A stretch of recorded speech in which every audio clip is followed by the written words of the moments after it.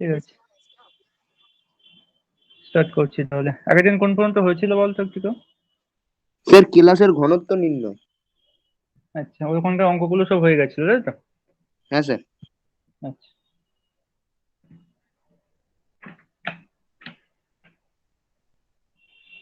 আমাদের একটুখানি আর বাকি আছে এই চ্যাপ্টারটা, সেইটা শেষ করে নিয়ে নতুন একটা চ্যাপ্টার শুরু করা হবে।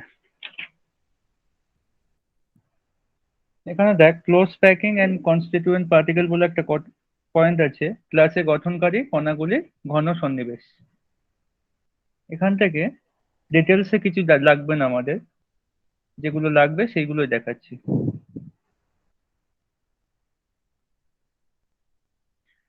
দেখ, ত্রিমাত্রিক ঘন সন্নিবেশ মানে যখন কয়েকটা কণা এরকম পাশাপাশি থাকে, এইটাকে বলা হয় একমাত্রিক। মানে একখানা লেয়ার আছে, দ্যাটস ওয়াই এটাকে বলা হয় ওয়ান ডাইমেনশন। বাংলায় বলা হবে একমাত্রিক ঘন সন্নিবেশ। তাহলে বলতো দ্বিমাত্রিক হলে কেমন হবে, টু ডাইমেনশন হলে কেমন হবে, কে বলতে পারবি?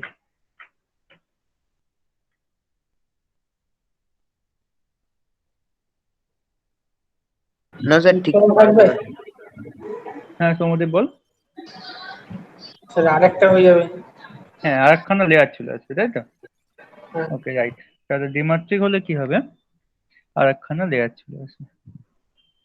এইরকম ভাবে এদের নিচে আরেকখানা করে অ্যাটম চলে আসছে, সোডিয়াম হতে পারে, ম্যাগনেসিয়াম হতে পারে, যে কোনো অ্যাটম হতে পারে। তো আমাদের এইভাবে দ্বিমাত্রিক হলে বর্গাকৃতিও হতে পারে, ত্রিমাত্রিক চতুর্মাত্রিক ওগুলো হয় না। এইভাবে অনেকগুলো লেয়ার একসাথে চলে আসছে দেখ। এবং সব অ্যাটম গুলো কেমন হচ্ছে, এ টাইপ, মানে একই রকমের অ্যাটম আছে। সোডিয়াম যদি থাকে সবাই কি হবে, সোডিয়াম হবে। যদি সিএল হয় সবাই সিএল হবে। এইভাবে দেখ, একটা বইতে ছবি দেওয়া আছে, চিত্র 1.14 বলে। এখানে দেখ, স্কয়ার ক্লোজ প্যাকিং বলে একটা পয়েন্ট পেয়েছিস কিনা দেখ। দ্বিমাত্রিক বর্গাকৃতি ঘন সন্নিবেশ বলা হয় এটাকে। পেয়েছিস কি সবাই? এটাকে বলা হ্যাঁ হয় স্যার, স্কয়ার। পেয়েছি। হ্যাঁ, স্কয়ার ক্লোজ প্যাকিং বলা হয়। আর হেক্সাগোনাল হলে কেমন হবে দেখ, টু ডাইমেনশনই হবে সেটাও, কিন্তু এগুলো লাগবে না অত, জাস্ট একবার করে শুনে নে, এগুলো কোনোদিন কোনো পরীক্ষা আসবে না। এইরকম হবে, এবং দুখানা অ্যাটমের মধ্যেখানে একখানা করে অ্যাটম থাকবে, এইরকম ভাবে থাকবে। তার মানে একটার নিচে একটা নেই, কিন্তু দুখানা অ্যাটমের মধ্যেখানে একখানা করে অ্যাটম চলে এলে তাকে বলি আমরা হেক্সাগোনাল ক্লোজ প্যাকিং। এইরকম দেখতে হয়। তাহলে এখানে যে অ্যাটম গুলো দেওয়া আছে, একজন যদি এ হয় মানে এনএ হয়, আর একজন কি হবে, বি টাইপের অ্যাটম হবে। দেন আবার যদি এ হয়, দেন আবার কে আসবে, বি আসবে। মানে এ যদি এনএ হয়, বি হবে সিএল, এ যদি আবার এনএ হয়, বি হবে সিএল।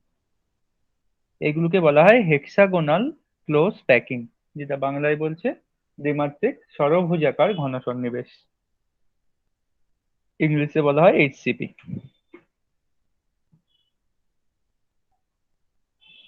স্যার, এটা আরেকবার একটু বলুন। এইচসিপিটা আবার বলবো, হেক্সাগোনাল ক্লোজ প্যাকিং। আচ্ছা, হ্যাঁ। দুখানাকে কম্পেয়ার করলে বুঝতে পারবি ওইটা কেমন ছিল। দেখ, স্কয়ার যেটা ছিল, একখানা অ্যাটমের নিচে আরেকখানা অ্যাটম ছিল, এইরকম দেখতে ছিল। এইরকম একজনের নিচে আরেকখানা করছিল। আর হেক্সাগোনালের ক্ষেত্রে কি হলো, এই একখানা লেয়ার ছিল, এবার দুখানার মধ্যেখানে একখানা করে লেয়ার চলে আসছে, মানে এই দুজনের মধ্যেখানে একখানা লেয়ার চলে আসছে এই জায়গাটা। একটা অ্যাটমের নিচে একটা নেই, কিন্তু দুখানা অ্যাটমের মধ্যেখানে। আর স্কয়ার ক্লজ প্যাকিং এর ক্ষেত্রে হবে সবাই এ টাই, মানে সবাই যদি এনএ হয় তো এনএই হবে, কিন্তু হেক্সাগোনাল হলে একজন এ হলে আরেকজন বি হবে। আবার যদি এখানে এ লেয়ার হয়, এখানে আবার বি এর লেয়ার হবে। তো এই ডান দিকেরটা হচ্ছে এইচসিপি মানে হেক্সাগোনাল ক্লোজ প্যাকিং, আর বাঁ দিকেরটা হচ্ছে স্কয়ার ক্লোজ প্যাকিং, এসসিপি বলা হয়। এটা দেখবি। হ্যাঁ বল। বি বি হবে মানে কি কণাগুলো আলাদা হবে? হ্যাঁ, কণাগুলো আলাদা হবে। একই এ যদি, পদার্থ কিন্তু আলাদা কণা থাকবে? না না, একই পদার্থ নয় তো, একটা ক্রিস্টাল NaCl এর ক্রিস্টালের মধ্যে কি কি থাকে, এনএ থাকে আর সিএল থাকে না, সেই রকম। ও, আর এই বাঁ দিকেটা যে লিখেছি স্যার, শুধু সোডিয়াম হবে বা শুধু সিএল থাকবে, এরকম টাইপের হবে।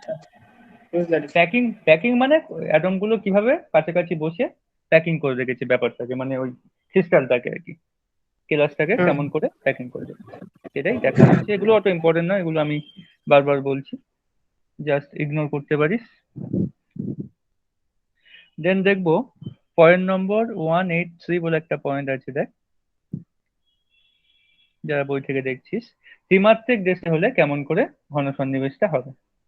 তো ত্রিমাত্রিক দেশে দেখার জন্য আমাদের ফার্স্ট দেখবো একটা হয় টেট্রাহেড্রাল ভয়েড, বাংলায় বলে চতুষ্ফলকীয় ফাঁকা স্থান, টেট্রাহেড্রাল ভয়েড, ভয়েড মানে ফাঁকা জায়গা। আর একটা হয় অক্টাহেড্রাল ভয়েড, অক্টাহেড্রাল ভয়েড, এটাকে বাংলায় বলা হয় অষ্টতলকীয় ফাঁকা স্থান, অক্টাহেড্রাল মানে অষ্টতলকীয় বলা হয়। তাহলে দুখানা স্ট্রাকচার রাখছি, দেখ, দেখলে বুঝতে পারবি। ফার্স্টে চতুষ্ফলকীয়, চতুষ্ফলকীয় মানে কতগুলো কণা থাকবে আগে বলতো কেউ একজন আমাকে, চতুষ্ফলকীয় মানে কতগুলো কণা থাকবে টেট্রাহেড্রাল। 4টে। হ্যাঁ, 4টে কণা থাকবে, রাইট। সো আমি 4টে কণাকে এইভাবে আঁকবো, 1 2 3, এইভাবে তিনখানা কণা আঁকলাম। এইবার এই তিনজনের মধ্যিখানে একটা কণাকে এইভাবে বসিয়ে দিলাম। তাহলে ফাঁকা জায়গা বলতে কি হচ্ছে, তুই যখন সাপোজ তো তিনখানা বলকে রেখেছিস, মানে যেখানে খেলা করছিস সেখানে তিনখানা বল রেখেছিস, তার উপরে একখানা বল রেখেছিস, তাহলে কি কোনো ফাঁকা জায়গা থাকবে? ওপর থেকে দেখলে কোনো ফাঁকা জায়গা দেখতে পাবি? হ্যাঁ স্যার। আর নিচ থেকে দেখলে? নিচ থেকে পাবো। দেখলে ওই মানে যেই মাঝখানে যেই বলটা আছে সেই জায়গাটা হালকা ফাঁকা দেখা যাবে তো। ইয়েস, রাইট, মানে এইরকম একটা কণা হচ্ছে কিনা, এইরকম একটা ফাঁকা জায়গা দেখতে পাবি না নিচ থেকে দেখলে, হ্যাঁ, এই এই জায়গাটা। ত্রিভুজ আকৃতি ফাঁকা জায়গাটা দেখা যাবে। ইয়েস, ওইটাকেই বলছে চতুষ্ফলকীয় ফাঁক, মানে চারখানা কণাকে আমি এমন ভাবে সাজানোর চেষ্টা করলাম যাতে কোনো ফাঁক না থাকে, তবুও দেখ কিছু হলেও ফাঁক থেকে যাচ্ছে। তো ওই যে ফাঁকটা তাকে বলছি টেট্রাহেড্রাল ভয়েড, ওই যে ফাঁকা জায়গা, টেট্রাহেড্রাল ভয়েড। এবার অক্টাহেড্রাল ভয়েড হলে কতগুলো কণা নেবো বলতো সমুদ্রে? একটা। 8টা নয়, অ্যান্সার বলুন। 8টা কণা নেবো না 6টা কণা নেবো অক্টাহেড্রাল ভয়েড হলে? অক্টাহেড্রাল না 8টা। তো টেট্রাহেড্রাল অক্টাহেড্রাল জানিস না? টেট্রাহেড্রাল মানে হয় 4টে কণা দিয়ে, মানে এইরকম দেখতে। CH4 যদি আঁকি এটাকে বলে টেট্রাহেড্রাল বা চতুষ্ফলকীয়। আর হ্যাঁ। অক্টাহেড্রাল যদি হয়, SF6 যদি হয় আমি আঁকি, এইরকম দেখতে হয়, দেখ অক্টাহেড্রাল কমপ্লেক্স। এগুলো অবশ্য শিখবো, কোঅর্ডিনেশন কেমিস্ট্রি আছে আমাদের, সেখানে শিখবো। এইটাকে বলে অক্টাহেড্রাল কমপ্লেক্স। এগুলো দেখেছিস কোনো আগে নাকি ফার্স্ট টাইম দেখছিস? না স্যার, দেখিনি। ও আচ্ছা, তাহলে মানে পারবি এই না। স্যার দেখেছি তো। নীলা দেখেছিস? হ্যাঁ স্যার, মনে আচ্ছা আচ্ছা। তো এখন তোরা মনে রাখবি টেট্রাহেড্রাল মানে চারখানা কণা থাকবে, দেখ কার্বনের সাথে সেন্ট্রাল মেটালের সাথে চারখানা লাইগ্যান্ড আছে। আর অক্টাহেড্রাল মানে ইউ শুড হ্যাভ 6 লাইগ্যান্ড, 6খানা লাইগ্যান্ড থাকবে। তাহলে এখন থেকে বলবি অষ্টতলকীয় মানে 6খানা কণা থাকবে, চতুষ্ফলকীয় মানে 4খানা কণা থাকবে। এইবার অক্টাহেড্রাল ভয়েডটা কেমন হবে দেখ, যে ফাঁকা জায়গাটা এঁকেছিলাম সেই ফাঁকা জায়গা। তো আমরা কি করছি, ফার্স্টে তিনখানা কণাকে নিয়ে নিচ্ছি এইভাবে, এইভাবে তিনখানা কণাকে নিয়ে নিলাম। দেন কি করব, ওদের উপরে আবার তিনখানা কণাকে অন্য কালার দিয়ে দেখাচ্ছি, এইভাবে দেবো, এদের মধ্যেখানে একটা দেবো, এই দুজনের মধ্যেখানে একটা দেবো, এই দুজনের মধ্যেখানে একটা দেবো। তাহলে উপর থেকে দেখলে কোনো ফাঁকা জায়গা দেখতে পাচ্ছিস কি একটা? হ্যাঁ। দেখতে পাচ্ছি। কেমন টাইপের হবে বলতো? হেক্সাগোনাল টাইপের দেখতে হবে একটা ফাঁকা জায়গা। কালোটা 3 কোণা, লালটা 3 কোণা। হ্যাঁ, তাহলে এইবার তুই একটু বই থেকে ছবিটা দেখ, যাদের কাছে বই আছে, চিত্র 1.16B, 1.16B, ওখানকার ছবিটা দেখে বুঝতে পারছিস কিনা দেখ, একটা চতুষ্ফলকীয় ফাঁকা করা আছে, একটা অষ্টচলকীয় ফাঁকা করা আছে।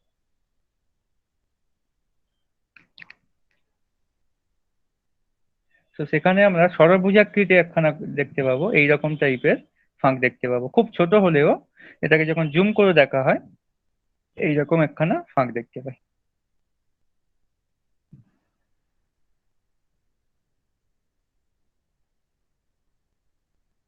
এইরকম ষড়ভুজাকৃতি একখানা ফাঁক দেখতে পাই যখন আমরা অষ্টচলকীয় ফাঁক দেখতে পাই, সেইটাকে বলা হয় অষ্টচলকীয় ফাঁক। এইবার চিত্র 1.17 দেখবি অষ্টচলকীয় ফাঁকটা কেমন দেখতে হয় এঁকে দেওয়া আছে, হেক্সাগোনাল টাইপের যা দেখতে হচ্ছে। আর চতুষ্ফলকীয় তো কেউ একজন বলছিলিস ত্রিভুজাকার হয়, তাই না? সায়ন বলছিলিস না চতুষ্ফলকীয় ফাঁকটা দেখতে এইরকম হ্যাঁ স্যার। ত্রিভুজাকার। স্টাডিটা অক্টাহেড্রাল বলছে কেন? অক্টাহেড্রাল এই জন্যই বলছে, ছখানা কণা আছে সেই জন্য অক্টাহেড্রাল বলছে। অক্টা মানে 6 না? হ্যাঁ, অক্টা মানে 6। অক্টা মানে তুই এমনি অর্গানিকের কেমিস্ট্রি ধরলে 8 হয়ে যাচ্ছে, তাই না? অক্ট মানে হ্যাঁ। অক নন এন। এখানে কোঅর্ডিনেশন কেমিস্ট্রি ইনঅর্গানিক কেমিস্ট্রিতে আমরা অক্টাহেড্রাল মানে অষ্টচলকীয়কে ছখানা কণা হিসেবে দেখি। ও, 8টা কণা হলে কি হয়ে যায় বলতো? কিউব হয়ে যায়, কিউব আকৃতি হয়ে যায় তখন 8টা কণা। কিউব হয়ে যায়? হ্যাঁ, সেটাকে কিউব বলা হয়। এই তো কিউব এঁকেছিলাম আগের দিন, এই যে এখানে কখনো কণা থাকে কিউবে, 8টা, ও হ্যাঁ হ্যাঁ হ্যাঁ। তাই না? সেই জন্য এটাকে অষ্টচলকীয় বলতে পারবো? হুম। বলতে পারছি না, সেই জন্য এটাকে কিউব বলছি আমরা। এখানে 8খানা কণা থাকে, কিন্তু যখন অষ্টচলকীয় বলবো তখন বুঝবি ছখানা কণা থাকবে। এগুলো আমরা ডিটেলসে শিখবো, একটা চ্যাপ্টারই আছে এইগুলো শেখানোর জন্য, কে কার কেমন শেখ হবে। তাহলে এখান থেকে মেনলি কি কি লাগবে? যেগুলো লাগবে সেগুলো বললাম। ওয়ান ডাইমেনশনালটা লাগবে একখানা স্তর থাকলে।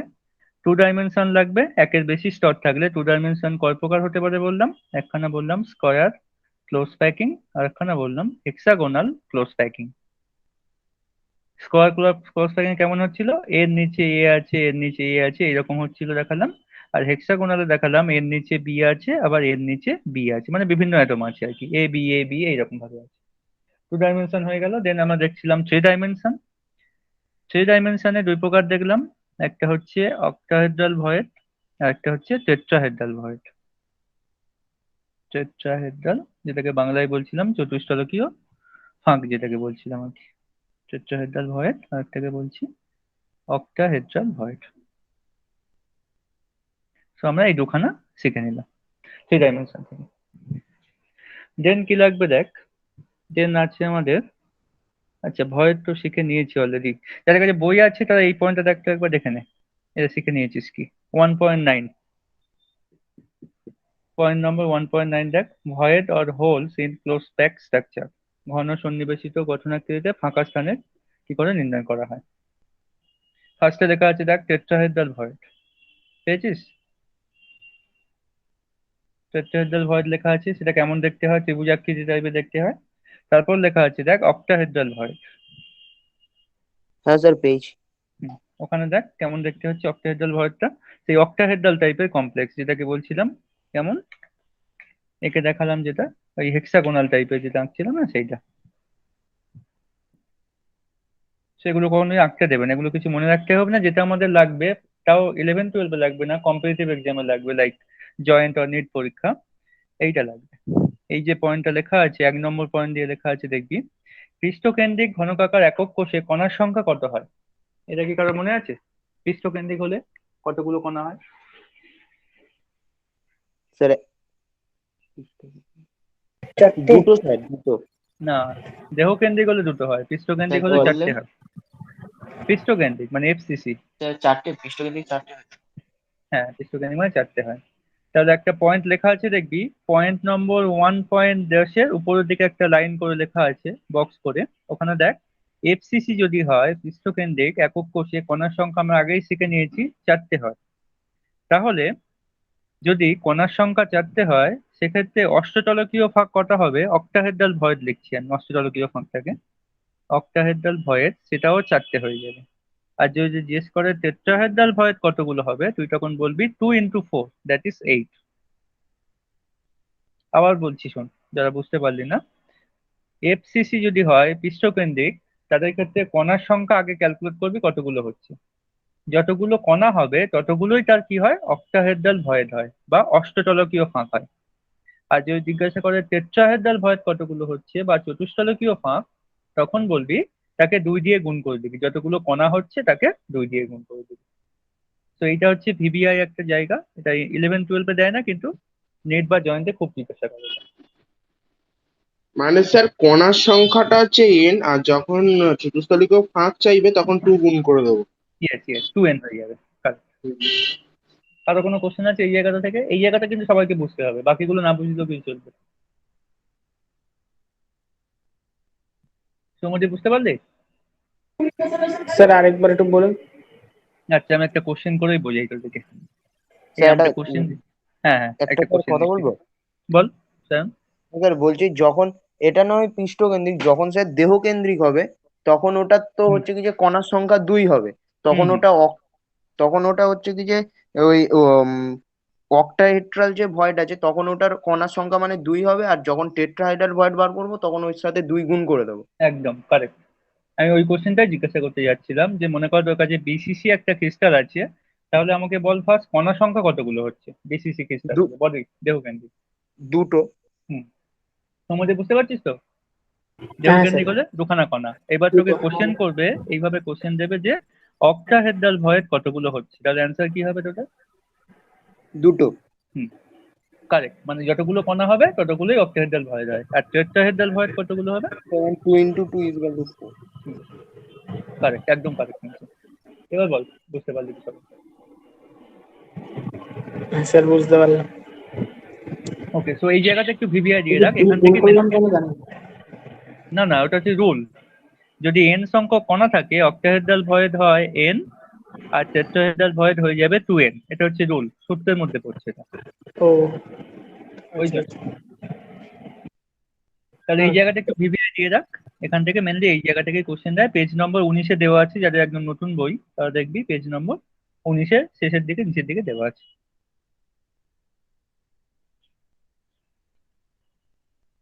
আচ্ছা, এখান থেকে একটা কোশ্চেন করাই তাহলে তোদেরকে, তাহলে বুঝতে পারবি কেমন করে হলো।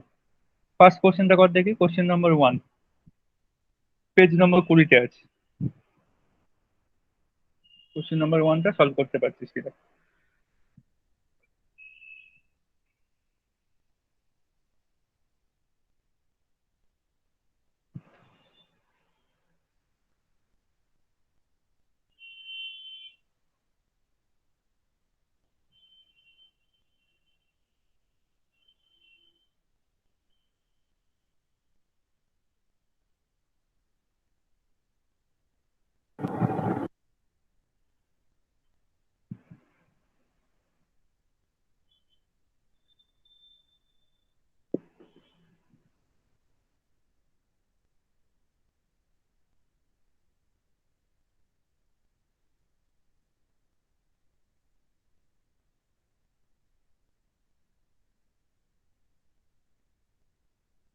হ্যাঁ স্যার, যেটা বলেছিলেন ওটাই আছে, কিন্তু এই হাফটা কি স্যার বুঝতে পারলাম না।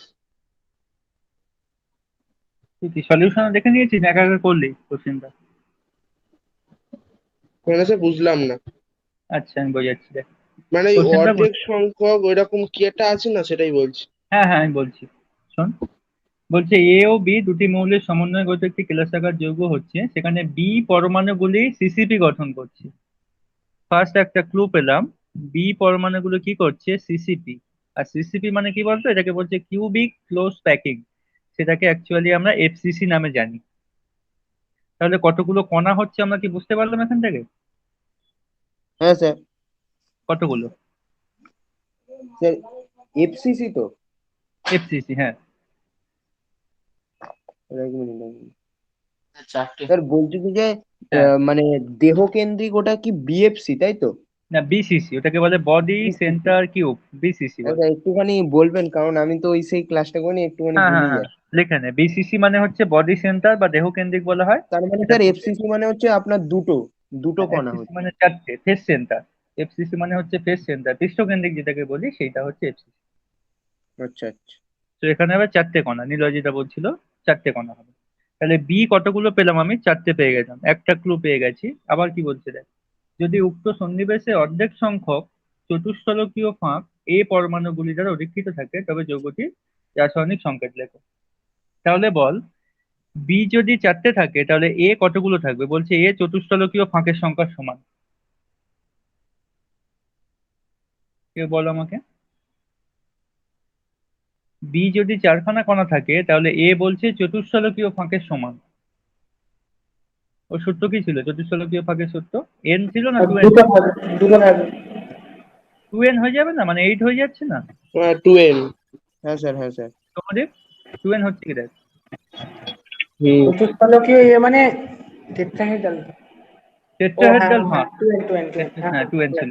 এইবার আবার বলছে টেট্রাহেড্রাল ফাঁকের অর্ধেক সংখ্যক হয়ে যাচ্ছে, মানে 8 এর অর্ধেক হয়ে গেলে কি হয়ে যাবে আবার? 4। 4 হয়ে যাবে, তাহলে এ ও 4টে বি ও 4টে হয়ে গেল না? তাহলে তো হ্যাঁ যৌগের সংকেত কি হয়ে যাবে? যৌগের সংকেত এবি হয়ে যাচ্ছে কিনা? হ্যাঁ হ্যাঁ, বুঝতে পেরেছি। সুজিত বুঝতে পারলে এবার? হাফ হ্যাঁ কেন স্যার, করছি? বুঝতে পেরেছি।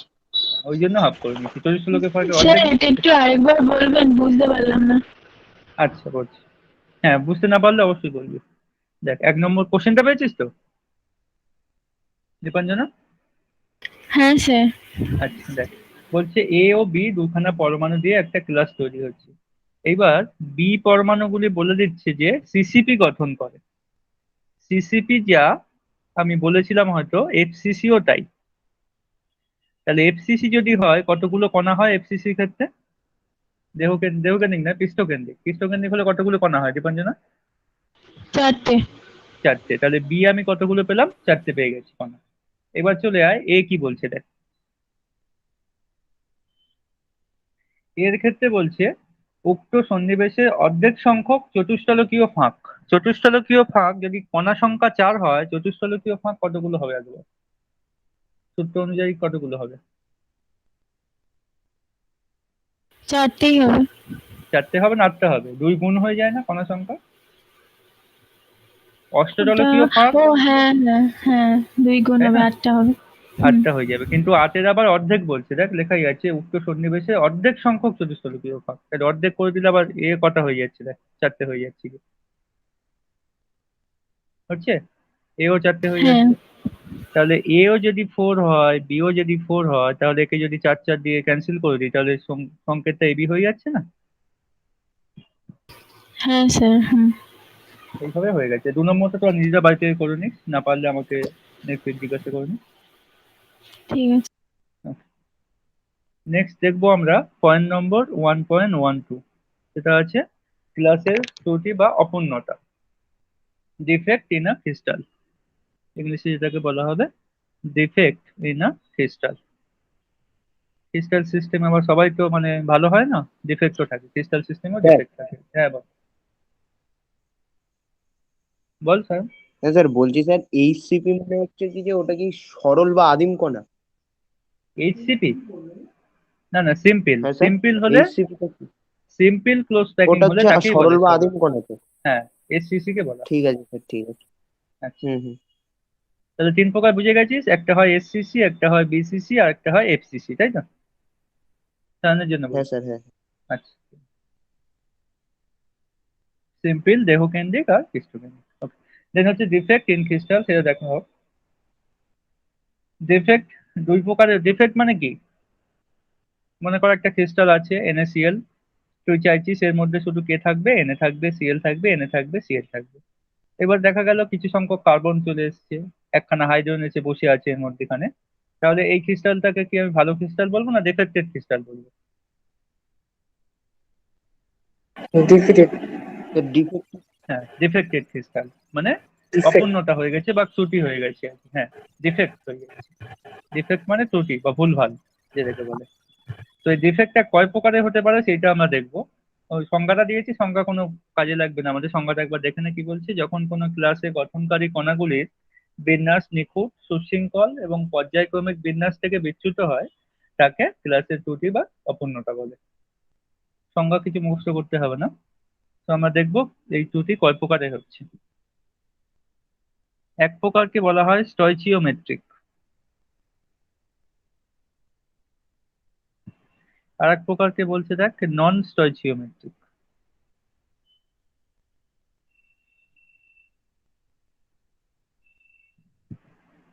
আর এক প্রকারকে বলছে ইমপিউরিটি ডিফেক্ট।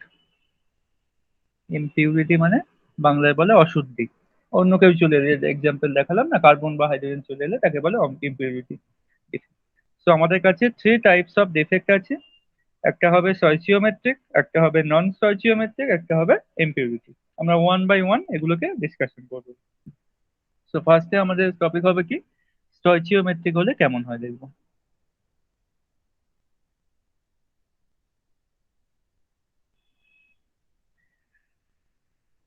স্টয়চিওমেট্রি মানে বলছে এই রকম তারিখে আমি একটা ক্রিস্টাল আঁকি, তাহলে বুঝতে পারবি। এই হচ্ছে আমাদের একটা ক্লাস। এখানে NaCl আছে, NaCl কে নিয়ে দেখাচ্ছি। এখানে মনে কর চারখানা কি আছে, Na আছে, চারখানা Cl আছে। এইবার কি হলো, একখানা Na এখান থেকে হারিয়ে গেল, তাহলে কখানা Na হয়ে গেল, তিনখানা হয়ে গেল। একখানা Cl যদি হারিয়ে যায় তখন তিনখানা হয়ে যাবে। তাহলে স্টয়চিওমেট্রিটা বজায় আছে কিনা দেখ, যতগুলো Na থাকবে যতগুলো Cl থাকবে সেটা বজায় আছে নাকি স্টয়চিওমেট্রিটা নষ্ট হয়ে গেল, না সেটা স্যার, হচ্ছে বজায় আছে। বজায় আছে। তাহলে এই ধরনের কোনো ত্রুটি হলে, যে যতগুলো Na থাকবে ততগুলো Cl থাকবে, তাকে বলবো স্টয়চিওমেট্রিক ডিফেক্ট বা স্টয়চিওমেট্রিক ত্রুটি। মানে স্টয়চিওমেট্রি যত সংখ্যক Na যত সংখ্যক Cl যেন থাকে, সেটাই হচ্ছে আমাদের কনসার্নের ব্যাপার। মানে ওইটা দেখবো আছে কিনা। এবার যদি এরকম কোনো কেস হয়, মনে কর চারখানা Na আছে কিন্তু একখানা Cl হারিয়ে গেল, ফলে তিনখানা 4:3 হয়ে গেল, তাহলে কি হয়ে যাবে বলতো, কি ডিফেক্ট হয়ে যাবে এটা? অসম্পূর্ণতা মানে হচ্ছে নন স্টয়সিওমেট্রিক। ইয়েস, তখন হয়ে যাবে নন স্টয়চিওমেট্রিক ডিফেক্ট। কিন্তু স্যার আমি বলছি যে আম, আহ, চারটে এনে চারটে ক্লোরিন বা তিনটে এনে তিনটে ক্লোরিন হুম। থাকলে তো কোনো ত্রুটি হলো না, সেই তো একই হয়ে। না না, ত্রুটি কে হচ্ছে না কে বলছে, তুই এখান থেকে কি হচ্ছে দেখ। এখান থেকে তো একখানা ধর হারিয়ে গেল, এখান থেকে একখানা চলে গেল, এখান থেকে একখানা চলে গেল, তাহলে ক্লাসের মধ্যে ত্রুটি হয়ে যাচ্ছে না? ও মানে ক্লাসের ওই আচ্ছা আচ্ছা ঠিক আছে। হ্যাঁ, ক্লাসের মধ্যে ত্রুটি হচ্ছে। বুঝতে পারছিস, যতগুলো থাকা উচিত ছিল ততগুলো থাকতে পারছে, হুম হুম হুম। সেই জন্য। তাহলে স্টয়চিওমেট্রিকটা এরকম ভাবে দেখতে হয়, যতগুলো এনে যতগুলো Cl। এইবার স্টয়চিওমেট্রিক আবার দুই প্রকার হতে পারে দেখ। একটাকে বলছে ভ্যাকেন্সি ডিফেক্ট, যাদের বই আছে তারা দেখ বই থেকে, ভ্যাকেন্সি ডিফেক্ট বলছে একটাকে। তো ফার্স্ট টাইপ হচ্ছে স্টয়চিওমেট্রিকের আন্ডারে পড়ছে কিন্তু ভ্যাকেন্সি ডিফেক্ট। সেটা কেমন হয়, একটা ছবি আঁকলে বুঝতে পারবি। এই ধর একখানা ক্লাসকে আমি আঁকছি। এখানে এইরকম ভাবে কি ছিল, কণাগুলো ছিল। এইবারে এগুলো থাকলে বুঝতে পারবো যে কোনো ত্রুটি নেই। কিন্তু পরে দেখলাম আমি এই দুখানা কণা চলে গেছে, এখান থেকে একজন চলে গেছে, এখান থেকে একজন চলে গেছে, ফলে ওই জায়গাটা কি হয়ে যাবে বলতো, এখন ভ্যাকেন্ট হয়ে যাচ্ছে বা খালি হয়ে যাচ্ছে। তো এই প্রকারের ত্রুটিকে আমরা কি বলবো, শূন্যতা জনিত ত্রুটি বলবো। কিন্তু এখানে স্টয়চিওমেট্রিটা বজায় আছে কিনা চেক করে বলতো। হ্যাঁ আছে তো। স্টয়চিওমেট্রি বজায় আছে, মানে একজন যদি প্লাস চলে যায় তার সাথে সাথে একজন মাইনাসও চলে যাবে, দুজনেই কিন্তু প্লাস যাবে না। একজন প্লাস গেলে একজন মাইনাস যাবে, দুজন মিলে চলে গেলে এই টাইপের ত্রুটিকে আমরা বলবো শূন্যতা জনিত ত্রুটি। বই থেকে ছবিটা পেয়েছিস কি দেখ, চিত্র 1.22-এর আন্ডারে এ। পেয়েছিস সবাই ছবি, পেজ নম্বর 21-এ আছে। হ্যাঁ স্যার, পেয়েছি। হ্যাঁ স্যার। আচ্ছা, হ্যাঁ। নেক্সট একটা হতে পারে, সেটাকে বলা হয় ইন্টারস্টিসিয়াল ডিফেক্ট। শোন, সেকেন্ড প্রকারটাকে কি বলবো আমরা, ইন্টারস্টিসিয়াল। ইন্টারস্টিসিয়ালকে বাংলায় বলি অন্তঃস্থানিক ত্রুটি। সেটা কেমন হবে, সে আবার একটা ক্রিস্টালকে আঁকতে হবে। এখানে এইভাবে সবাই কণাগুলো ছিল, দেখতে পাচ্ছি দুখানা কণা এক্সট্রা চলে এসছে। একজন এনে এখানে চলে এসছে, একজন Cl এখানে চলে এসছে। ফলে ফার্স্টে বল, এখানে স্টয়চিওমেট্রি কি বজায় আছে? হ্যাঁ স্যার, স্টয়সিওমেট্রিকই তো বজায় থাকবে। বজায় বজায় আছে, কিন্তু যেখানে কণাগুলো থাকা উচিত ছিল সেই পজিশনে সেখান না থেকে। দেখে, হ্যাঁ সেই পজিশনে না দেখে ওদের মধ্যবর্তী একটা স্থানে ঢুকে যাচ্ছে না কণাগুলো, হ্যাঁ এখানে স্যার। কিন্তু থাকা উচিত নয়। না। সেই জন্য এই ধরনের ত্রুটিকে বলা হয় অন্তঃস্থানিক ত্রুটি। মানে চারটে কণার মধ্যবর্তী স্থানে, অন্তঃস্থানে ওরা ঢুকে যাচ্ছে এক্সট্রা এসে। তো এই ধরনের কোনো ত্রুটি হলে তাকে বলবি অন্তঃস্থানিক ত্রুটি বা ইন্টারস্টেসিয়াল ডিফেক্ট, ইংলিশে বলে। তাহলে স্টয়চিওমেট্রিক ডিফেক্ট কয় প্রকার হতে পারে, দুই প্রকার। একটাকে বলা হয় ভ্যাকেন্সি ডিফেক্ট, একটাকে বলা হয় ইন্টারস্টিসিয়াল। ভ্যাকেন্সি মানে দুখানা কণা ওখান থেকে আউট হয়ে বেরিয়ে চলে গেছে বাইরে, তাকে বলবো ভ্যাকেন্সি। আর ইন্টারস্টিসিয়াল মানে দুখানা এক্সট্রা কণা কোথা থেকে এসে ওদের মধ্যবর্তী স্থানে ঢুকে বসে আছে, তাকে বলবো ইন্টারস্টিসিয়াল ডিফেক্ট। বুঝতে পারলি? হ্যাঁ স্যার। আচ্ছা। এইবারে এই ভ্যাকেন্সি আর ইন্টারস্টিশিয়ালটা অত ইম্পর্টেন্ট নয়, এইবার যেটা বলবো দ্যাট ইজ মোর ইম্পর্টেন্ট। সেটা কম্পিটিটিভ দিয়েও বলতে পারিস, ক্লাস 12 দিয়েও। আমি যখনই বলবো যে ইম্পর্টেন্ট, সেটা একটু ভিভিআই দিয়ে রাখিস, তাহলে পরীক্ষার সময়। হ্যাঁ, বল। ওই যে মাঝখানে যে ঢুকে গেল, মাঝখানে কোনো অন্য কোনো কণা ছিল না? না, মাঝখানে কোনো কণা থাকে না। যখন কোনো ক্লাস তৈরি হয় না, ক্লাসের নির্দিষ্ট পজিশন থাকে। ক্লাসে যেখানে ইচ্ছা সেখানে কণা বসে থাকতে পারবে না, নির্দিষ্ট পজিশনে নির্দিষ্ট অন্তর অন্তর কণাগুলো থাকে। ও, ঠিক আছে। কিন্তু এখানে কেউ এসে হঠাৎ করে বসে পড়লো, মানে চেপে চেপে গিয়ে বসে পড়লো, সেই রকম কেস হয়ে গেছে। বাইরে ট্রেনের, থেকে এসে? হ্যাঁ বাইরে থেকে এসে। ও, ওই ট্রেনের সিটে দেখবি 3 জন ভালোভাবে বসতে পারিস, এটা ভালো করে লক্ষ্য করে দেখবি। এবার যে হ্যাঁ, 4 নম্বর বসে, সে দেখবি এখন চেপে চেপে এসে বসে পড়ে না, এখন ছোট জায়গার মধ্যে। হুম, সেই রকম কেস, অন্তঃস্থানিক জানে এখানে ঢুকে গেল আর কি। আচ্ছা। তো আমরা শিখে গেলাম কি স্টয়চিওমেট্রি কেমন হয় এবং ভ্যাকেন্সি কেমন হয়। ভ্যাকেন্সি আর ইন্টারস্টিশিয়াল হয়ে গেছে, এগুলো তো ইম্পর্টেন্ট নয়। এবার যেটা শিখবো সেটা হচ্ছে বেশি ইম্পর্টেন্ট। আর আগে যেগুলো বললাম না, এগুলো হচ্ছে কোভ্যালেন্ট কমপ্লেক্সের ক্ষেত্রে দেখতে পাওয়া যায়। কেমন কমপ্লেক্স? কোভ্যালেন্ট। কোভ্যালেন্টের বাংলা হচ্ছে সমযোজী, মানে আয়নিক যেগুলো হয় না তাদেরকে বলি সমযোজী। এবার আয়নিক ক্লাসের ক্ষেত্রে কেমন ধরনের ত্রুটি দেখি সেইগুলো দেখবো। এটা একটু ভিভিআই দিয়ে দে। স্কটকি ইফেক্ট, নামগুলো কেমন দেখ, কত মতো টাইপের। স্কটকি ইফেক্ট,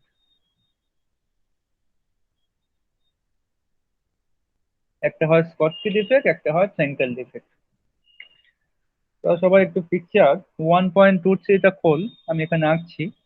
পিকচার 1.23, ওখানে দেখ স্কটকি ইফেক্টের ছবিটা দেওয়া আছে সুন্দরভাবে। এখানে আমি এঁকে দেখাই, যাদের কাছে বই নেই। সবার কাছে কি বই আছে, না কারোর কাছে নেই এমন আছিস? না স্যার, আমার কাছে এখন নেই। তাহলে তুমি আঁকো।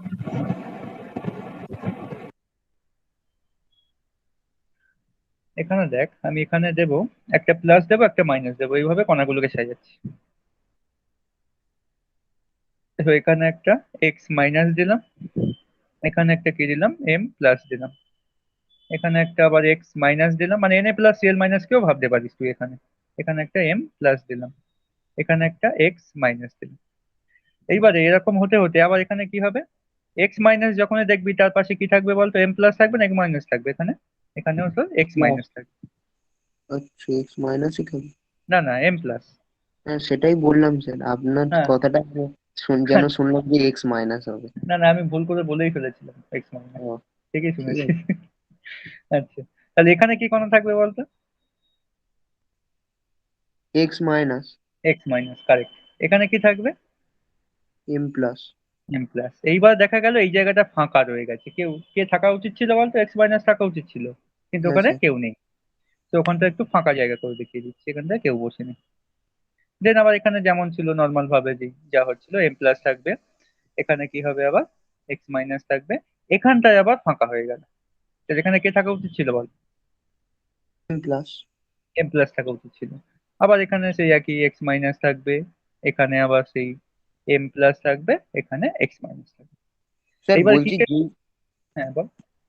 যেই সমস্ত জায়গাগুলো স্যার ফাঁকা থেকে যাবে, তার হুম, আগে ধরুন যেটা হচ্ছে কি যে এম প্লাস থাকছে, তারপরে হচ্ছে কি যে জায়গাটা ফাঁকা থেকে যাচ্ছে, ওখানটায় এক্স মাইনাস হওয়ার কথা ছিল, তো হুম, হুম। ওইটার পরে যেইটা হচ্ছে ওটা আর এক্স মাইনাস হবে না, ওখানটায় এম প্লাসই হবে, তাই তো? হ্যাঁ হ্যাঁ, ওখানকার মানে যা থাকা উচিত ছিল সেই জায়গাটা নেই, ওটাই বাকিগুলো সব থাকবে, ওটার কোনো নিজেদের মেনটেন পরিবর্তন করবে। হবে না। না, কারো কোনো আচ্ছা, পরিবর্তন হবে না। তাহলে ঠিক আছে। অ্যাকচুয়ালি আমরা এখানে কি বুঝলাম? হ্যাঁ বলছি। অ্যাকচুয়ালি এখানে কি দেখলাম জিনিসটা, এখানে এই যে কণাগুলি ত্রুটি যদি হয়, ডিফেক্ট যদি হয়, তাহলে ফাঁকা থাকবে না। যদি হ্যাঁ স্যার, ডিফেক্ট না হ্যাঁ। হতো, ফাঁকা যদি না থাকতো, তাহলে আমি কি বলতাম? তো ভালো ক্রিস্টাল বলতাম না, কোনো হ্যাঁ স্যার, প্রবলেম নেই ক্রিস্টালে, কিন্তু ফাঁকা হ্যাঁ আছে স্যার, বলে তো বুঝতে ডিফেক্ট। পারছি। কিন্তু এখানে একটা কে চলে গেছে দেখ, ফার্স্টের কণা থেকে একটা এক্স মাইনাস পাচ্ছি না খুঁজে, আর সেকেন্ডের যে ফাঁকাটা রেখেছি সেখানে একটা এম প্লাস কে খুঁজে পাচ্ছি না। তাহলে দেখ, ওরা স্টয়চিওমেট্রিকে বজায় রেখে চলে গেছে, কিন্তু যে দুজন এক্স মাইনাস চলে গেছে বা দুজন এম প্লাস চলে গেছে এরকম কোনো ব্যাপার না। না একজন এম প্লাস নেই, একজন এম মাইনাস নেই। তাহলে এই ধরনের ত্রুটিকে আমরা কার আন্ডারে ফেলবো আগে বল? ভ্যাকেন্সি ডিফেক্টের আন্ডারে ফেলবো নাকি ইন্টারস্টিশিয়াল ডিফেক্টের আন্ডারে ফেলবো? স্যার, কোনটা? ভ্যাকেন্সিতে। Yes, vacancy. ভ্যাকেন্সিতে। এইবারে ভ্যাকেন্সি ডিফেক্টের অন্য নাম হচ্ছে স্কটকি ডিফেক্ট। আচ্ছা। যখন যখন কোভ্যালেন্ট কমপ্লেক্সে দেখি সমযোজী কমপ্লেক্স, তখন তাকে বলি ভ্যাকেন্সি ডিফেক্ট। আর যখন আয়নিক কমপ্লেক্স হয়, এখানে দেখ আয়ন নিয়ে বলছি, কিন্তু আমি এম প্লাস কে নিচ্ছি, এক্স মাইনাস কে আয়ন নিয়ে বলছি বলে এর নাম হয়ে গেল স্কটকি ডিফেক্ট। না বুঝতে পারলে কেউ আমাকে বলতে হবে। এটা কিন্তু খুব ইম্পর্টেন্ট, স্কটকি ইফেক্ট। সংজ্ঞাটা কি লেখা আছে দেখ, কোনো ক্লাস আকার আয়নীয় যৌগের ক্লাস জালক থেকে সমসংখ্যক ক্যাটায়ন ও অ্যানায়ন নিরুদ্দিষ্ট হওয়ার ফলে উক্ত ক্লাসের যে ত্রুটির সৃষ্টি হয় তাকে বলে স্কটকি ইফেক্ট বা স্কটকি ত্রুটি। সমসংখ্যক দুখানা ক্যাটায়ন গেলে দুখানা অ্যানায়ন চলে যাবে, এটা মাথায় রাখবে।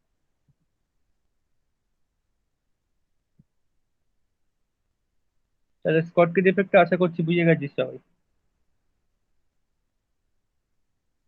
নেক্সট হচ্ছে ফ্রেঙ্কেল ডিফেক্ট। আচ্ছা, স্কটকিটা মনে রাখবি কি করে? স্কটকি যেটা মনে রাখবি, শর্ট হয়ে গেছে মানে মনে করবি যে দুখানা কণা হারিয়ে গেছে, দুখানা কণা শর্ট হয়ে গেছে ওখান থেকে, SHORT শর্ট হয়ে গেছে, সেই জন্য তাকে স্কটকি ডিফেক্ট বলা হয়। এইভাবে মনে রাখিস তুই এটা। আর ফ্রেঙ্কেল ডিফেক্টটা কি হচ্ছে দেখ, ফ্রেঙ্কেলের ছবিটা দেখ 1.24 দেওয়া আছে, বই থেকে দেখলে ভালো পরিষ্কার বুঝতে পারবি।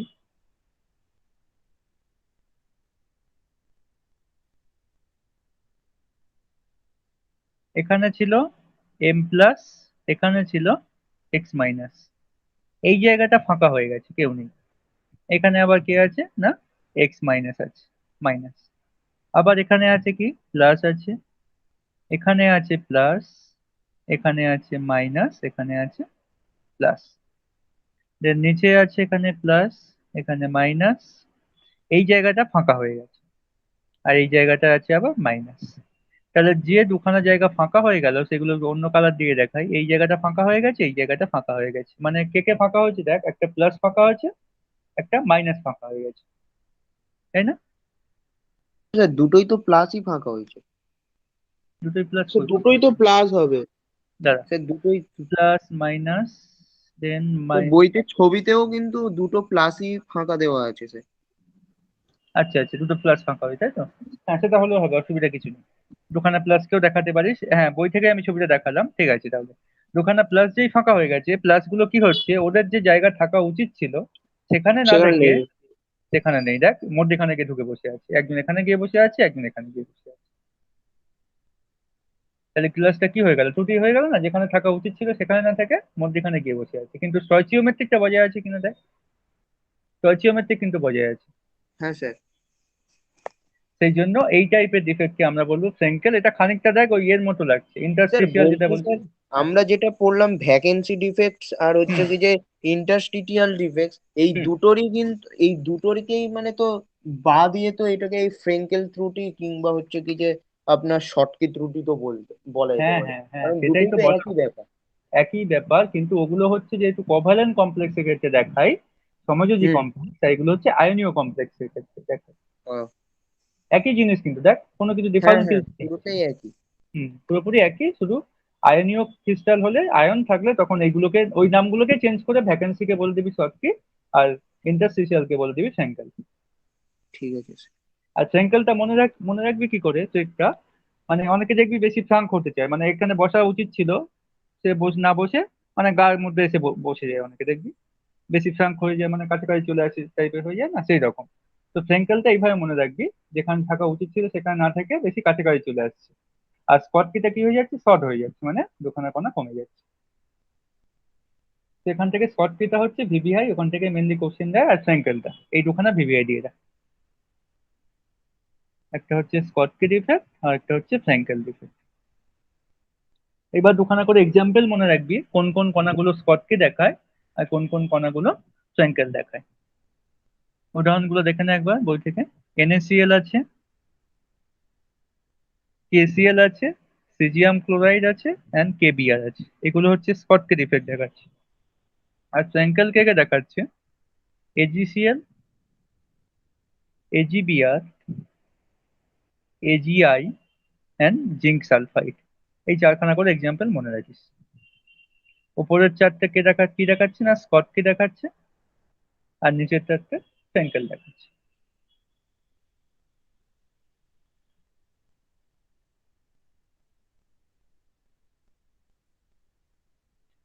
তাহলে স্কটকি আর ফ্রেঙ্কেলটা আশা করছি সবাই বুঝে গেছিস।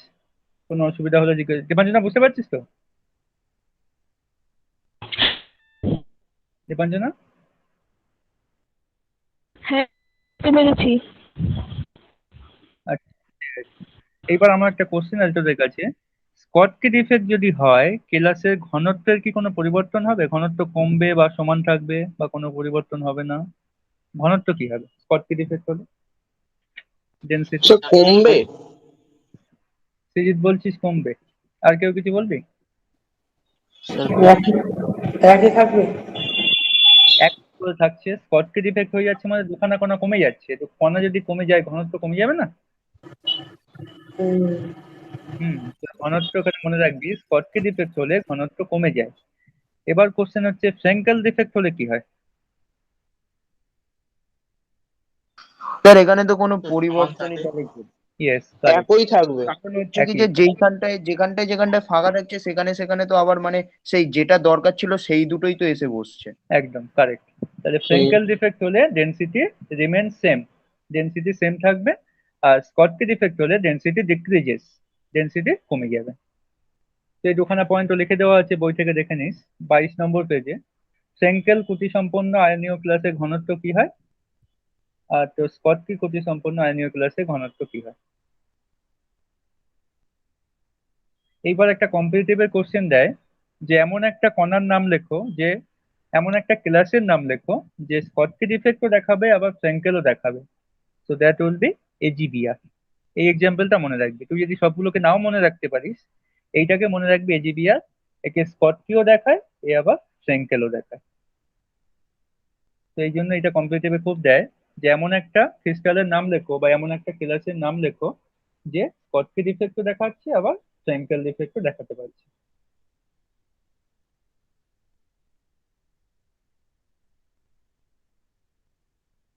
তো আমরা ডিফেক্টের আন্ডারে স্টয়চিওমেট্রিক ডিফেক্টটা কমপ্লিট করলাম। দেন আমাদের সেকেন্ড টপিক কি হচ্ছে 1.12.2, যাদের কাছে বই আছে দেখ, নন স্টয়চিওমেট্রিক ডিফেক্ট। এটা পড়বো এবার। এখানে দেখবি স্টয়চিওমেট্রিক বজায় থাকবে না, স্টয়চিওমেট্রিক চেঞ্জ হয়ে যাবে। তাহলে নন স্টয়চিওমেট্রিক আবার দুই প্রকার হতে পারে। এক নম্বর হচ্ছে মেটাল এক্সেস, মানে মেটাল বেশি হয়ে গেছে, সোডিয়াম বেশি হয়ে গেছে সিএল এর থেকে, তাকে বলবো মেটাল এক্সেস। এবার তোরা একটু ছবিটা দেখ, ছবির চিত্র নম্বর 1.25। এই ছবিটা দেখ তো, দেখে আমাকে বলতো কিছু বুঝতে পারছিস না ছবিটা?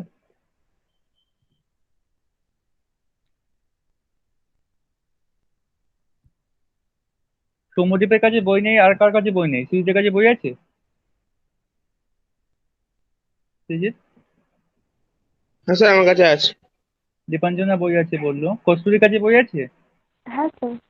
আচ্ছা, নিলয় আর সায়নের কাছে? হ্যাঁ স্যার আছে। আচ্ছা, সবার কাছেই আছে তাহলে। সৌম্যদীপ তাহলে আমি পিকচারের মাধ্যমে এখান থেকে দেখাচ্ছি, আর স্যার এই বাকিরা সবাই। অ্যানোয়নটা নেই বলে এখানে ইলেকট্রনটা এসেছে, কিন্তু এটা হ্যাঁ হ্যাঁ, কেন? চার্জটাকে ব্যালেন্স করতে হবে, তো প্লাস চার্জ হয়ে গেলে হবে না ক্রিস্টালের মধ্যে, প্লাস চার্জ হয়ে গেলে আনস্টেবল হয়ে যাবে। হ্যাঁ। ও আচ্ছা, এই এই জন্য। জন্য একটা মাইনাস দিয়ে ওটাকে কি করছে, ব্যালেন্স করে, চার্জটাকে ব্যালেন্স করছে। সৌম্যদীপ এখান থেকে ছবিটা দেখ। হ্যাঁ স্যার দেখতে পাচ্ছি। এখানে দেখ, এই যে ছবিটা দিয়েছে, এখানে কে এক্সেস হয়েছে আমাকে বল, মেটাল এক্সেস হয়েছে নাকি অ্যানায়ন এক্সেস হয়েছে? অ্যানায়ন। অ্যানায়ন এক্সেস হয়েছে নাকি মেটাল এক্সেস, ভালো করে দেখ। এক্সেস মানে কি? এক্সেস মানে বেশি হয়েছে কে, আধিক। মনে দেখ বেশি। কতগুলো এম আছে আর কতগুলো এক্স আছে দেখ।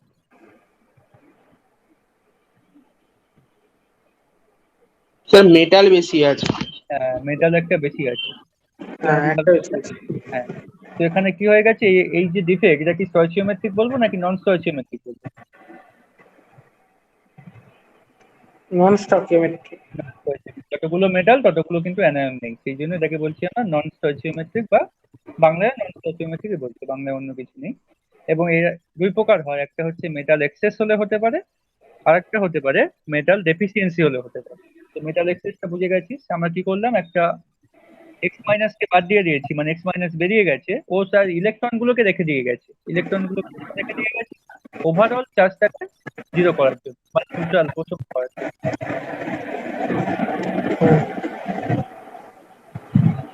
বুঝে গেল?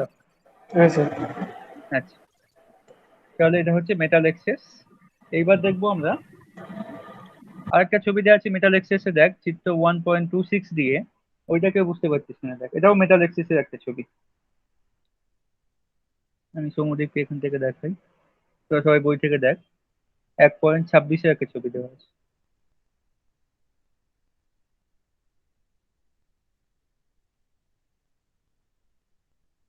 মেটাল বাইরে থেকে দেখছি। হ্যাঁ, মেটাল বাইরে থেকে একটা এক্সট্রা চলে এসেছে, এবং কোন পজিশনে চলে এসেছে বলতো? অন্তঃস্থানিক পজিশন বা ইন্টারস্টিশিয়াল পজিশনে চলে এসেছে, যেখানে থাকা উচিত না সেখানে এসে চুপ করে বসে আছে। মানে দুটো অ্যাক্সেস আর দুটো মেটালের মধ্যিখানে। হ্যাঁ, একদম। এবারে ওই বিকর্ষণ মেটালটা, হবে না? হ্যাঁ কি বলছিস? বিকর্ষণ হবে না? না, বিকর্ষণ এখানে কিছু হবে না। আবার ওকে নিউট্রাল করার জন্য একটা ইলেকট্রনও চলে এসেছে বাইরে থেকে, দেখ ওই চার্জটাকে নিউট্রাল করার জন্য। স্যার বলছি একটা কোশ্চেন ছিল স্যার। হ্যাঁ হ্যাঁ, বল। হ্যাঁ স্যার বলছি, আগের বারে যখন আমরা স্যার স্টয়সিওমেট্রিকে মানে ফ্রেঙ্কেল ত্রুটি কিংবা ওই শর্টকি ত্রুটি করলাম, তখন হুম, হচ্ছে কি যে যে কটা করেই কণা থাকতো, ওই m+x-, তারপরে m+x-, এটা চারটে কণা। তারপরে যখন আমরা শুরু করছিলাম আবার m+ দিয়ে করছিলাম, কারণ শেষে x- দিয়ে শুরু হয়েছে। আর হুম, যখন আমরা স্যার নন ওই স্টয়সিওমেট্রি করছি, তখন স্যার ওই শেষেরটাও যখন x- হচ্ছে, আবার তারপরের যখন শুরু হচ্ছে সেটাও কেন x- হচ্ছে? কোন লাইনটার কথা বলছিস তুই? উপর থেকে 1 নম্বর 2 নম্বর স্যার লাইন? আমি বলছি শুনুন, ওই ও বলতে চাইছে ওই যে শর্টকিট ত্রুটিটা আছে না, ওখানে হ্যাঁ, লাস্টে হচ্ছে x- দিয়ে শেষ হচ্ছে বলে তারপর m+ দিয়ে শুরু হচ্ছে। আচ্ছা আবার দেখুন x- দিয়ে শেষ হচ্ছে, m+ দিয়ে শুরু হচ্ছে। আচ্ছা। কিন্তু ফ্রেন্কেলে দেখুন x- দিয়ে শেষ হচ্ছে, আবার দেখুন আবার x- দিয়ে শুরু না হচ্ছে। না, ওটা বলছে সেটা কেন? সেটা ওই কারণ, ভালো করে দেখ। স্কটটি টুপি যেটা আছে সেটা তুই x- দিয়ে শুরু করেছিলিস, আবার এখানে দেখ f+ দিয়ে শুরু করছি একদম ফার্স্ট লেফট হ্যান্ড সাইডে। কারণ কোন স্কটটি পেজে টুপি একটু বল। 22 নম্বর পেজে দেখ, 22 নম্বর পেজে একদম লেফট হ্যান্ড সাইডে x- দিয়ে আমি স্টার্ট করেছিলাম একদম ফার্স্ট থেকে। হ্যাঁ স্যার। সেই জন্য নিচে m+ চলে এসেছিল, x- এর পরে m+ এসেছিল। কিন্তু তুই যখন 23 নম্বর পেজ দেখছিস তখন m+ দিয়ে শুরু করছিস।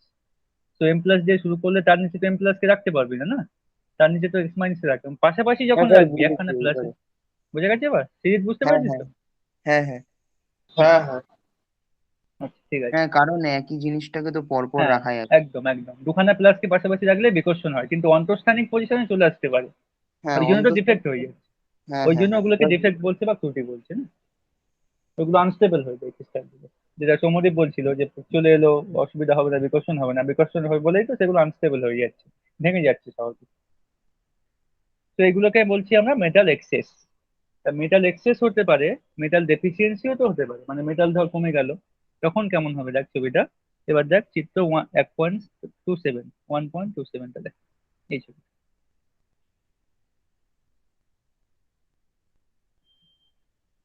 এই ছবিটা দেখে সৌম্যদীপ বল, বাকিরাও সবাই দেখ বই থেকে, এখানে কি অসুবিধা হচ্ছে, মানে কি ডিফেক্ট দেখতে পাচ্ছি আমরা? তো একটা M+ আরেকটার সাথে মিশে গেছে আর একটাকে ফাঁকা করে দিয়েছে। হ্যাঁ, একদম। মানে দুখানা m+ থাকা উচিত ছিল, কিন্তু হুম কি হলো, চার্জটা ব্যালেন্স হয়ে যাচ্ছে, কিন্তু চার্জ নিয়ে কোনো অসুবিধা হচ্ছে না। দুজন m+ এর মাথায় দুখানা প্লাস থাকা উচিত ছিল, কিন্তু একখানাই সে চার্জটাকে ব্যালেন্স করে দিচ্ছে। কিন্তু হুম প্রবলেম হচ্ছে একখানা মেটাল কিন্তু কমে গেল এখানে, হুম। ফলে নন স্টয়চিওমেট্রিক হয়ে গেল, স্টয়চিওমেট্রিক নষ্ট হয়ে গেল। এই জন্য হ্যাঁ। এটাকে বলছে মেটাল ডেফিসিয়েন্সি ডিফেক্ট। হুম হুম। স্যার মেটাল তো ওর সাথে মিশে গেছে, তাহলে কমলো না কি না, করে? মেশে নেই, মেশে নেই, চার্জটা মিশে দিয়ে না। গেছে। মেটাল তো হ্যাঁ হ্যাঁ। দুখানা metal থাকতো ওখানে না, m2 লেখা থাকতো। ও মেটাল মেশে নেই, মেটাল চার্জটা দিয়ে চলে গেছে। তাহলে আমি একবার ফিরে আসছি, কি কি শিখলাম আমরা একবার ওইগুলি বলে দিই। ডিফেক্টের আন্ডারে কি কি পড়েছিলাম? ডিফেক্ট হতে পারে কয় প্রকার? না, 2 প্রকার হতে পারে। একটাকে বলেছিলাম দেখ স্টয়চিওমেট্রিক ডিফেক্ট, একটাকে বলেছিলাম নন স্টয়চিওমেট্রিক ডিফেক্ট। এখনো আমরা এমপিরিক্যাল ডিফেক্ট দেখিনি, এমপিরিক্যাল দেখাবো বলে। এইগুলো আগে সেখানে স্টয়চিওমেট্রিকের আন্ডারে আবার 2 প্রকার পেয়েছিলাম না 4 প্রকার পেয়েছিলাম বল?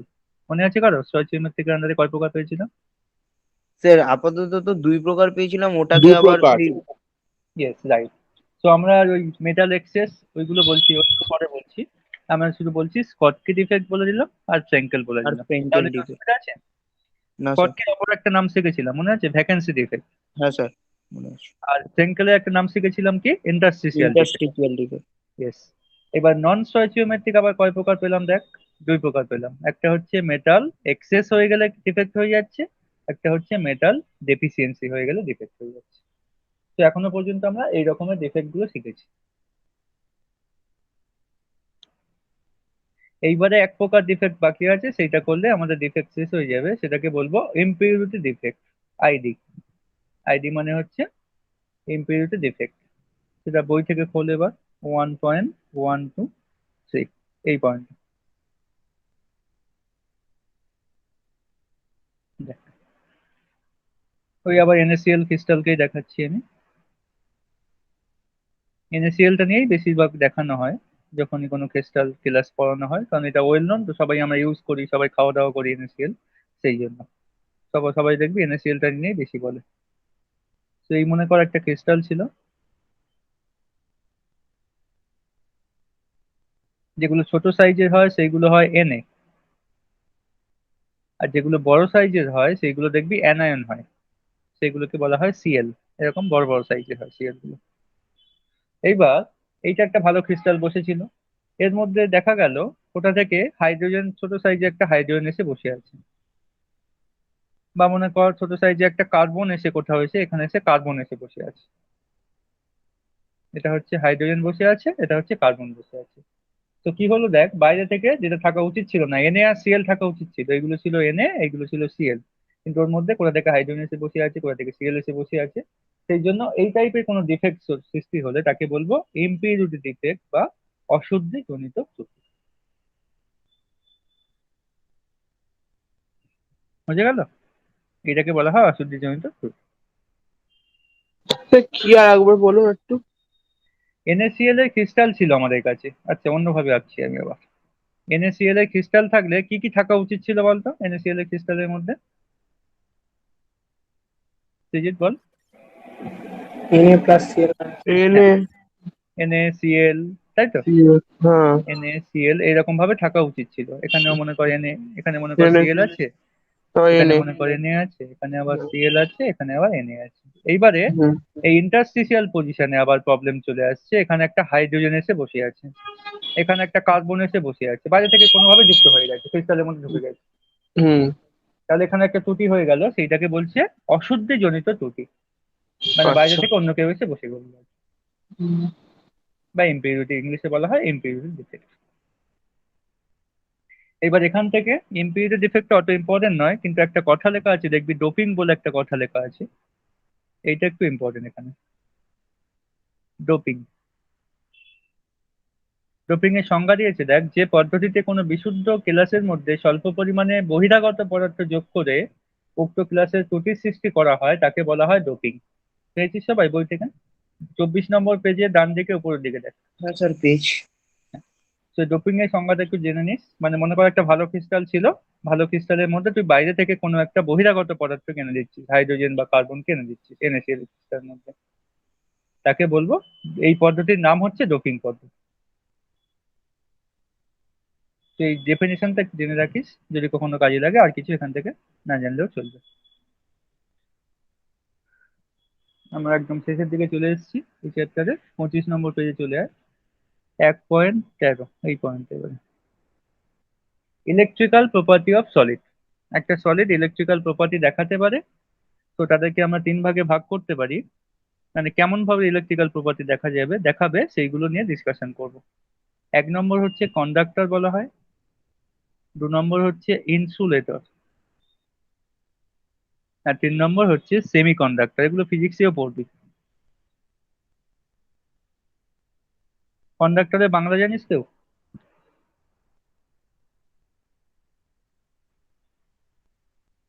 কি রে? পরিবাহী আছে। হ্যাঁ, পরিবাহী। পরিবাহী। রাইট।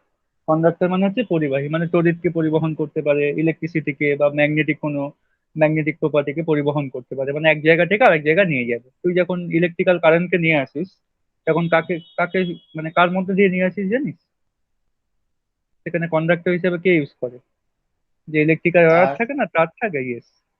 তো ইলেকট্রিক্যাল তারকে আমরা ইউজ করে কন্ডাকশন করি, এক জায়গা থেকে আরেক জায়গায় কারেন্টকে বয়ে নিয়ে যাই। তো তাদেরকে বলবো পরিবাহী। পরিবাহী কাকে বলবি না, যেসব পদার্থ খুব সহজে তড়িৎ পরিবহন করতে পারে তাদেরকে বলা হয় পরিবাহী।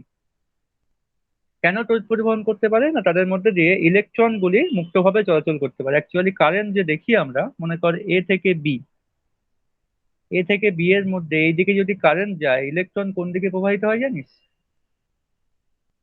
মানে বি থেকে এর দিকে স্যার? ইয়েস, উল্টো মানে দিকে, উল্টো দিকে, হ্যাঁ। একদম কারেক্ট অ্যান্সার। তো এই দিকে ইলেকট্রন গুলো প্রবাহিত হয় বলেই ওদিক থেকে ওদিকে কারেন্টটা যেতে পারে। অ্যাকচুয়ালি পজিটিভ চার্জ যেদিকে যায় সেই দিকে কিন্তু কারেন্টটা যায়, এটা মনে রাখবি। আর মাইনাস চার্জ যেদিকে যায় তার অপোজিট দিকে কারেন্ট যায়। তো এরা কি করতে পারে, ইলেকট্রন যদি মুক্তভাবে চলাচল করতে পারে তবেই তারা পরিবহন করতে পারবে। তো ধাতুর মধ্যে কি থাকে, সোডিয়াম ধাতু হতে পারে বা কপার ধাতু হতে পারে, ওদের মধ্যে দেখবি ইলেকট্রন থাকে। কেন না, কপার তো অক্সিডেশন হয়ে কপার টু প্লাস হয়ে যেতে পারে, দুখানা ইলেকট্রন ফ্রি হয়ে গেল। এই ইলেকট্রন গুলো চলাচল করতে পারে বলেই এরা কারেন্টকে বয়ে নিয়ে যেতে পারে। কিন্তু একটা কাঠের টুকরো ভাব, এর মধ্যে কি কোনো ইলেকট্রন থাকবে কাঠের টুকরোর মধ্যে? না স্যার। না। থাকবে না, ফলে এরা তড়িৎ পরিবহন করতে পারে না। এই জন্য এদেরকে বলা হয় অন্তরক পদার্থ বা ইনসুলেটর। ইংলিশে বলে এদেরকে ইনসুলেটর। মানে এরা তড়িৎকে পরিবহন করতে পারে না। যেমন কাঁচ, কাঠ, প্লাস্টিক, রাবার, এরা তড়িৎকে পরিবহন করতে পারে না, কারণ এদের মধ্যে কোনো মুক্ত ইলেকট্রন নেই। ম্যাক্সিমাম ধাতুগুলো ইলেকট্রন পরিবহন করতে পারে। তুই লোহার মধ্যে দেখবি লোহাও ইলেকট্রন পরিবহন করতে পারে। তো পরিবাহী ডেফিনেশন গুলো দেখে নিবি, সংজ্ঞাগুলো বই থেকে। এখন তো সংজ্ঞা কিছু আসবে না পরীক্ষার সময়, কিন্তু জাস্ট একবার করে দেখে নিস। পরিবাহী মানে বলবি যারা তড়িৎ পরিবহন করতে পারছে, অন্তরক মানে বলবি যারা তড়িৎ পরিবহনে প্রায় অক্ষম, পারে না বললেই চলে, তাদেরকে বলি অন্তরক। আর অর্ধপরিবাহীর সংজ্ঞা কি হবে কে বলতে পারবি? সেমিকন্ডাক্টরের ডেফিনেশন কি হবে?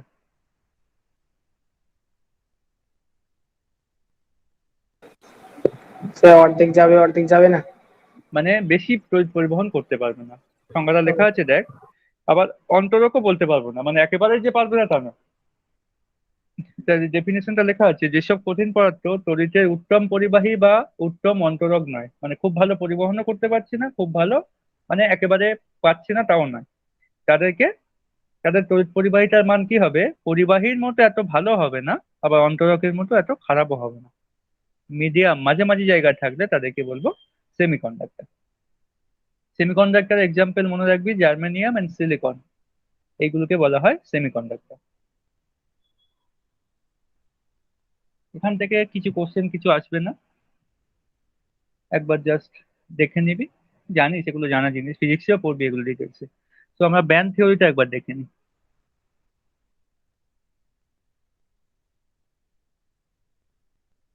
ব্যান্ড থিওরিটা ভালো করে বুঝবি, তাহলে এই জিনিসটাকে ইন্টারেস্টিং লাগবে, এই পরিবাহী কি অন্তরক কি এগুলো কি করে হয় সেইগুলো দেখানো হবে। তো ব্যান্ড থিওরি ক্ষেত্রে ফার্স্টে আমি তিনখানা জিনিস শিখিয়ে দিই, তারপর ব্যান্ড থিওরি দেখাচ্ছি। ফার্স্টে শিখবো ভ্যালেন্স ব্যান্ড মানে কি। ভ্যালেন্স ব্যান্ড ফার্স্টে আছে আমাদের। ভ্যালেন্স ব্যান্ড, ভ্যালেন্স ব্যান্ডকে বাংলায় বলা হয় যোজক ব্যান্ড। যেখানে ইলেকট্রন থাকবে, ইলেকট্রন দ্বারা পূর্ণ থাকবে, তাকে বলবো ভ্যালেন্স ব্যান্ড।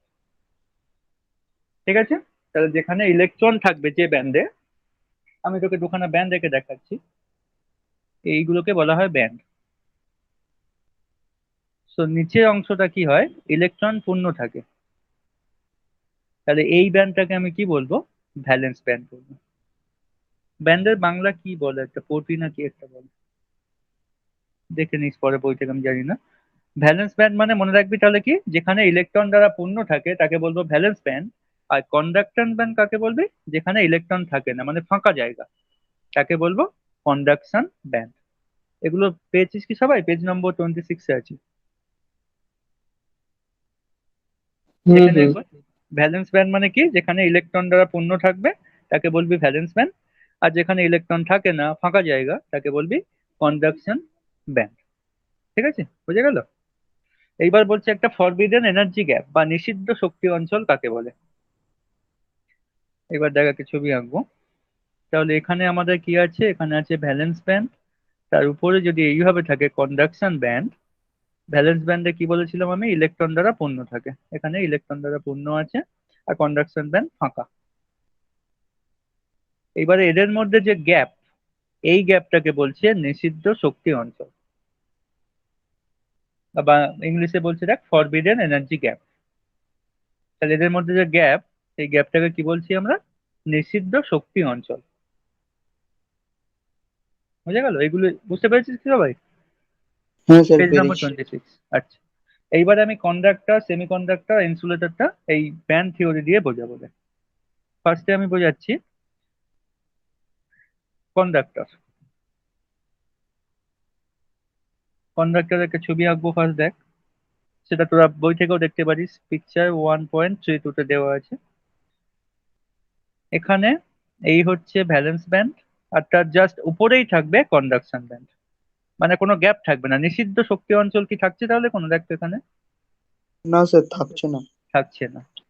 তাহলে এইটা হবে পরিবাহী। কি করে পরিবাহী হবে দেখাচ্ছি। তো এইটাকে বলছিলাম আমি ভ্যালেন্স ব্যান্ড, এইটাকে বলছিলাম কন্ডাকশন ব্যান্ড। এদের মধ্যে কোনো নিষিদ্ধ শক্তি অঞ্চল নেই। নিষিদ্ধ শক্তি অঞ্চল মানে যেখানে ইলেকট্রন যেতে পারবে না, যে রাস্তা দিয়ে ইলেকট্রন যেতে পারবে না তাকে নিষিদ্ধ শক্তি অঞ্চল বলে। তাহলে এখানে যখন আমরা একে হিট করব বা কারেন্ট প্রবাহিত হবে, কিভাবে প্রবাহিত হবে? ভ্যালেন্স ব্যান্ড থেকে কন্ডাকশন ব্যান্ডে ইলেকট্রনকে ট্রান্সফার করে দেবে। সেই জন্য পরিবাহীগুলো কি করতে পারে? তড়িৎকে পরিবাহিত করতে পারে, কারণ ইলেকট্রনকে ভ্যালেন্স ব্যান্ড থেকে কন্ডাকশন ব্যান্ডে ট্রান্সফার করতে পারে বলে। তো পরিবাহীর ক্ষেত্রে এটা হচ্ছে আমাদের ব্যান্ড থিওরি। সেটা পিকচার 1.32 বই থেকে যা দেখছিস দেখে নে। ভ্যালেন্স ব্যান্ড কন্ডাকশন ব্যান্ড একসাথে জুড়ে গেছে, ফলে ভ্যালেন্স ব্যান্ড থেকে কন্ডাকশন ব্যান্ডে সহজেই ইলেকট্রন চলে যেতে পারছে। সেই জন্য তড়িৎকে পরিবহন করতে পারছে পরিবাহীগুলো। নেক্সট কাকে আঁকবো বলতো? অন্তরক পদার্থকে আঁকবো। অন্তরক পদার্থ হলে কি হবে? এখানে যদি ভ্যালেন্স ব্যান্ড থাকে, কোথায় কন্ডাকশন ব্যান্ড থাকবে না, অনেকটা উপরের দিকে কন্ডাকশন ব্যান্ড থাকবে, যাতে ইলেকট্রন সহজে না যেতে পারে, সেই জন্য ব্যবস্থা করা হচ্ছে। তো এখানে আছে আমাদের ভ্যালেন্স ব্যান্ড, এখানে আছে আমাদের খালি জায়গা, দ্যাট ইজ কন্ডাকশন ব্যান্ড। আর এখানটা কি আছে বলেছিলাম, মনে আছে? এই জায়গাটার নাম কি বলছিলাম? নিষিদ্ধ শক্তি অঞ্চল। হ্যাঁ, নিষিদ্ধ শক্তি অঞ্চল। ফলে ইলেকট্রন সহজে জাম্প করে এতটা রাস্তা অতিক্রম করে এখানে যেতে পারছে না, কন্ডাকশন ব্যান্ডে যেতে পারছে না। যদি না যেতে পারে তাহলে সে কি তড়িৎকে পরিবহন করতে পারবে? পারছে না। দ্যাটস ওয়াই এটাকে বলা হয় অন্তরক পদার্থ। মানে এরা তড়িৎকে পরিবহন করতে পারে না। তোরা দেখ পিকচার 1.33টা পেয়েছিস কি?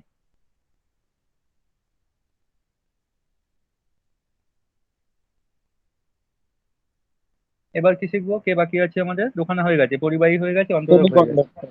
ইয়েস, রাইট, সেমিকন্ডাক্টর বা অর্ধ পরিবাহী। তার ক্ষেত্রে কি হবে, কোনো আইডিয়া পাচ্ছিস কেউ? ছবিটা কেমন হবে? এবার ছবিটা দেখে বুঝতে পারলাম যে এখানটায় মানে গ্যাপটা কম হবে, তাহলে হচ্ছে কি যে ইয়েস, অন্তরকের মতো অতটা পরিমাণে মানে শক্তি পরিবহনই হবে না, কিন্তু এটাতে কম মানে ফাঁকা অংশটা কম থাকার জন্য শক্তিটা তাও পরিবাহিত হবে। Yes, correct. শক্তি না, ইলেকট্রনটা পরিবাহিত হবে, তাই না? সরি হ্যাঁ একদম ইলেকট্রন। Correct answer. তাহলে এই হচ্ছে আমাদের ভ্যালেন্স ব্যান্ড, এই হচ্ছে কন্ডাকশন ব্যান্ড। এইবার একে একটু বেশি করে হিট দিলে এরা নিষিদ্ধ শক্তি অঞ্চলকে অতিক্রম করে সহজে যেতে পারবে, কারণ এরা হচ্ছে এনার্জি গ্যাপটা খুব কম। এখান থেকে এখানে এনার্জি দিতে খুব একটা অসুবিধা হবে না। আমরা যদি বাইরে থেকে হিট করি এই কমপ্লেক্সকে, তখন কি করবে? সে সহজেই ইলেকট্রনকে ভ্যালেন্স থেকে কন্ডাকশন ব্যান্ডে পাঠিয়ে দিতে পারবে। তার ফলে সে সহজে তড়িৎকে পরিবহন করতে পারবে, কিন্তু পরিবাহীর মতো অত ভালো পারবে না। ওদের ক্ষেত্রে তো কোনো গ্যাপই ছিল না। তো এটা হচ্ছে অর্ধ পরিবাহীর ক্ষেত্রে ব্যান্ড থিওরি বলা হয়। এটা হচ্ছে পিকচার 1.34 দেওয়া আছে। কারো কোনো কোশ্চেন থাকলে বল। এই হচ্ছে আমাদের ব্যান্ড থিওরির সাহায্যে পরিবাহী, অর্ধ পরিবাহী, অন্তরককে এক্সপ্লেন করলাম।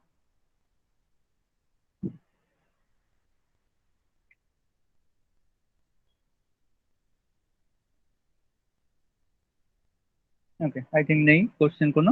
তাহলে আমি নেক্সট টপিক যাচ্ছি, পেজ নম্বর 27, 1.13.3, এন টাইপ এবং পি টাইপ সেমিকন্ডাক্টর। এটা হচ্ছে ভিভিআই দিয়ে রাখ, এখান থেকে কোশ্চেন দেবে, কম্পিটিটিভেও দেয় প্লাস 11-12-এও দেয়। তো এইটা ভালো করে পড়বি এখান থেকে। তো অর্ধপরিবাহী কয় প্রকার হতে পারে? অর্ধপরিবাহী দুই প্রকার হতে পারে।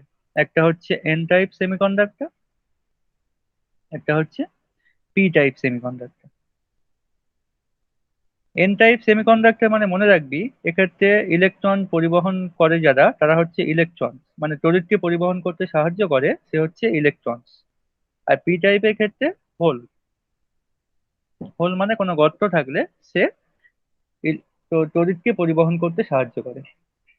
তো সেমিকন্ডাক্টর দুই প্রকার হয়, একটাকে বলছি এন টাইপ, একটাকে বলছি পি টাইপ। এন টাইপের ক্ষেত্রে ইলেকট্রনকে পরিবহন করে বা তড়িৎকে পরিবহন করে সাহায্য করে কে, ইলেকট্রন সাহায্য করবে, সেই জন্য তাকে এন টাইপ বলছে। আচ্ছা ইলেকট্রন কি চার্জ হয় বল, নেগেটিভ না পজিটিভ? নেগেটিভ চার্জ হয়, সেই জন্য এটাকে এন টাইপ বলা হয়। আর হোল যেটা হয় সেটাকে অ্যাকচুয়ালি প্রোটন বলা হয়। হোল, হোল মানে হচ্ছে প্রোটন, ইলেকট্রন যেদিকে যাবে হোল তার অপোজিট দিকে যাবে।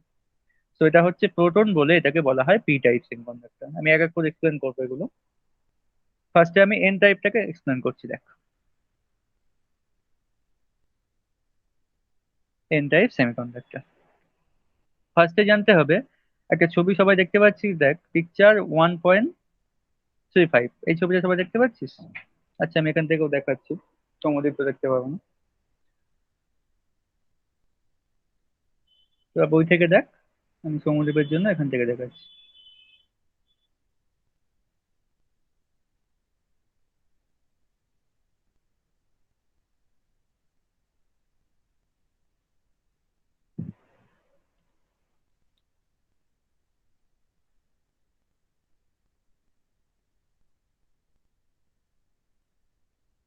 এখানে দেখ আমি বলেছিলাম যে অর্ধপরিবাহী হয়, সেই অর্ধপরিবাহীর কে হয় বলতো, সিলিকন না জার্মেনিয়াম হয় অর্ধপরিবাহী?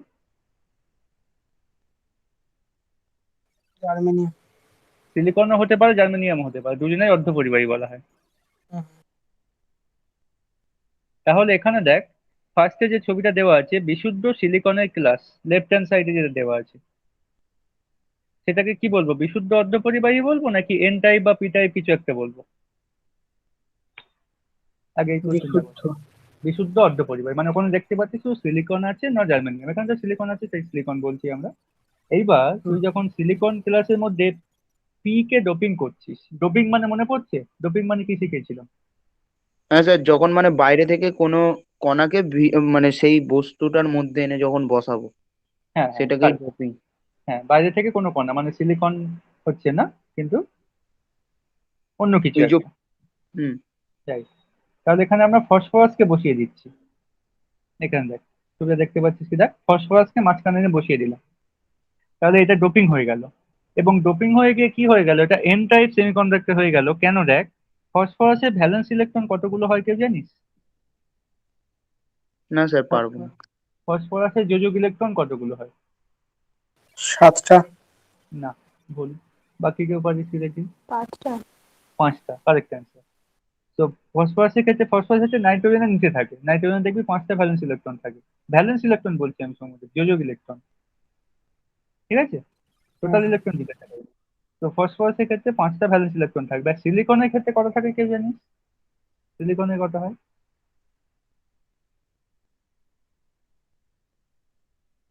সিলিকন হচ্ছে কার্বনের নিচে থাকে। 4টে।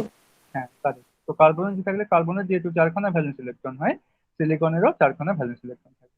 এইবার এখানে বন্ডিংটা ভালো করে লক্ষ্য কর, সিলিকনের সাথে ফসফরাস বন্ডিং করছে, এদিক থেকে এদিক থেকে সব দিক থেকে বন্ডিং করছে, কিন্তু ফসফরাসের তো 5খানা ইলেকট্রন থাকে, 4খানা ইলেকট্রনকে না হয় বন্ডিং করে নিল চারদিক থেকে সিলিকনের সাথে, আর একটা ইলেকট্রন এক্সট্রা হয়ে যাচ্ছে কিনা দেখতো, দিস ইলেকট্রন, এই ইলেকট্রনটা অতিরিক্ত ইলেকট্রন হয়ে যাচ্ছে কিনা, দেখতে পেয়েছিস অতিরিক্ত একটা ইলেকট্রন? এই যে অতিরিক্ত ইলেকট্রন হয়ে গেল, এ তখন কি করবে বলতো, ভ্যালেন্স ব্যান্ড থেকে কন্ডাকশন ব্যান্ডে জাম্প করতে পারবে। আর যদি জাম্প করতে পারে তখন সে কি করতে পারবে, পরিবাহী হিসেবে ব্যবহৃত হতে পারবে। তাহলে এই টাইপের সেমিকন্ডাক্টরকে আমরা বলবো N type semiconductor. N type কেন বললাম, এখানে একটা ইলেকট্রন এক্সট্রা হয়ে গেছিল, সেই ইলেকট্রনটা পরিবহন করতে সাহায্য করলো। আর ইলেকট্রন হচ্ছে নেগেটিভ চার্জ, নেগেটিভ মানে এন, এন মানে হচ্ছে এন টাইপ সেমিকন্ডাক্টর। তাহলে ফসফরাসকে যদি আমি ঢুকিয়ে দিই সিলিকনের মধ্যে, তাহলে কি সেমিকন্ডাক্টর পাবো না, এন টাইপ সেমিকন্ডাক্টর। দেখ বোঝা গেল কি? কারো কোনো কোশ্চেন থাকলে বলবি। এটাকে বলছি আমরা এন টাইপ সেমিকন্ডাক্টর। এবার সংজ্ঞাটা বই থেকে সবাই দেখে নে। সংজ্ঞা লেখা আছে, বিশুদ্ধ অর্ধপরিবাহী ক্লাসের মধ্যে অতি স্বল্প পরিমাণে পঞ্চযোজী মৌল যেমন ফসফরাস, আর্সেনিক মিশিয়ে দিলে যে অপদ্রব্য অর্ধপরিবাহী পাওয়া যায় তাকে বলছে এন টাইপ অর্ধপরিবাহী। পঞ্চযোজী মানে যার 5টা ইলেকট্রন থাকে, যেমন ফসফরাসের থাকে, আর্সেনিকের থাকে, নাইট্রোজেনের থাকে।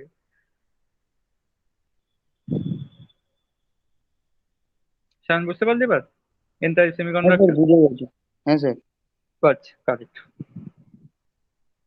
তাহলে মাথায় রাখবি, বিশুদ্ধ অর্ধপরিবাহী যারা থাকে সিলিকন, জার্মেনিয়াম, তাদের সাথে যদি আমরা পঞ্চযোজী কোনো মৌলকে মিশিয়ে দিই, যেমন নাইট্রোজেন হতে পারে, ফসফরাস হতে পারে বা আর্সেনিক হতে পারে, এদেরকে মিশিয়ে দিলে আমরা কি সেমিকন্ডাক্টর পাবো? এন টাইপ সেমিকন্ডাক্টর পাবো। তাহলে এন টাইপটা শিখে বলছি গেছি। স্যার, হ্যাঁ, বলছি এস মানে আর্সেনিক? এস তো, এস আই আছে তো। না স্যার, আমি বলছি এস এস হ্যাঁ আর্সেনিক যেটা হ্যাঁ বললেন। হ্যাঁ, এস এস এস মানে আর্সেনিক। ও, তাহলে এন টাইপ শিখে গেছিস, নেক্সট কি আছে দেখ বইতে, পি টাইপ সেমিকন্ডাক্টর। তাহলে পি টাইপের ছবিটা দেখাই এবার কি হচ্ছে, ওই একই টাইপের আছে, শুধু পঞ্চযোজী মৌল নেবো না, আমরা এখানে ত্রিযোজী মৌল নেব। দেখ, যারা বই থেকে দেখছিস বই থেকে দেখ, আর আমি এখান থেকে স্ক্রিন থেকেও দেখাচ্ছি। সেই একইভাবে সিলিকনের বিশুদ্ধ ক্রিস্টাল ছিল, সেখানে আমরা ডোপিং করব কাকে না, বি। বি মানে হচ্ছে বোরনকে ডোপিং করে দেওয়া হচ্ছে। এইবারে বল বল বোরনের ক্ষেত্রে কতগুলো ভ্যালেন্স ইলেকট্রন থাকে, যোজক ইলেকট্রন?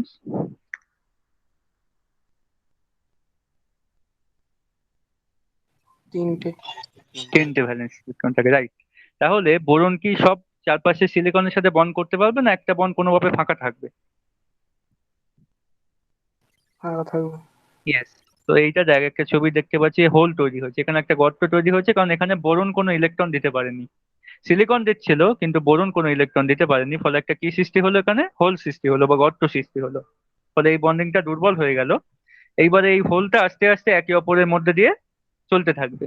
তো হোল যদি চলতে থাকে তবে সে কি করতে পারবে, যেদিকে হোল যায় বলেছিলাম সেই দিকে কারেন্ট যায়।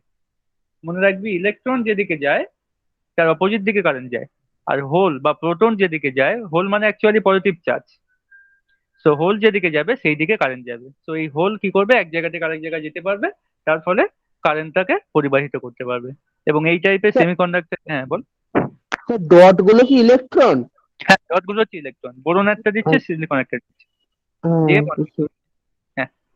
তো এই টাইপের সেমিকন্ডাক্টর আমরা কি বলছি, পি টাইপ সেমিকন্ডাক্টর, কেননা এখানে হোল হচ্ছে পরিবাহীর জন্য দায়ী। হোল মানে হচ্ছে প্রোটন, প্রোটন মানে P, that's why P type অর্ধ পরিবাহী।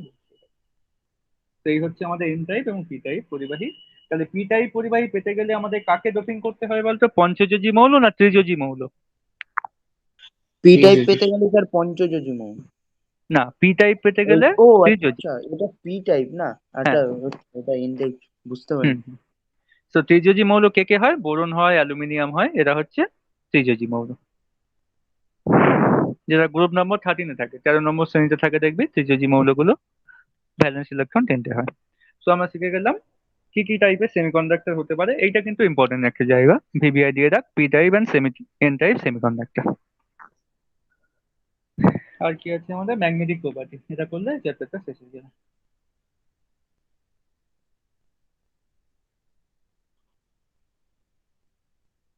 ম্যাগনেটিক প্রপার্টি মানে বাংলায় বলা হয় চৌম্বক ধর্ম। চৌম্বক দেখেছিস? হুম। হ্যাঁ। তো আমরা দেখবো চৌম্বক ধর্ম কি হয়। চৌম্বক কয় প্রকারের হতে পারে জানিস? দু প্রকার, একটা ম্যাগনেট, এটা প্লাস এটা মাইনাস। না না, চুম্বকের দুখানা পোল থাকে, তুই মনে হয় যেটাকে বলছিস, একটা নর্থ পোল থাকে, একটা সাউথ পোল থাকে, সেটাকে বলছিস? হ্যাঁ হ্যাঁ হ্যাঁ হ্যাঁ। আচ্ছা, উত্তর মেরু দক্ষিণ মেরু, তাই তো। কিন্তু আমরা দেখছি এখন এই উত্তর মেরু চুম্বক, দক্ষিণ মেরুওয়ালা চুম্বককে আবার কয় প্রকারে ভাগতে পারি, সেগুলো ডিটেলসে তো আমরা জানতাম না, সেগুলো আমরা দেখবো এবার। তো ফার্স্ট হচ্ছে, দেখবি লেখা আছে পিএম। পিএম কে বলা হয় প্যারাম্যাগনেটিক। বাংলায়ও প্যারাম্যাগনেটিক লেখা আছে, দেখ, এটাকে অন্য বাংলায় কিছু করা যাবে না। আর দুই হচ্ছে ডায়াম্যাগনেটিক। এটা কি কারো কোনো আইডিয়া আছে, প্যারাম্যাগনেটিক মানে কি আর ডায়াম্যাগনেটিক মানে কি? কেউ কিছু জানিস? প্যারা মানে কেমন হবে, ডায়া মানে কেমন হবে?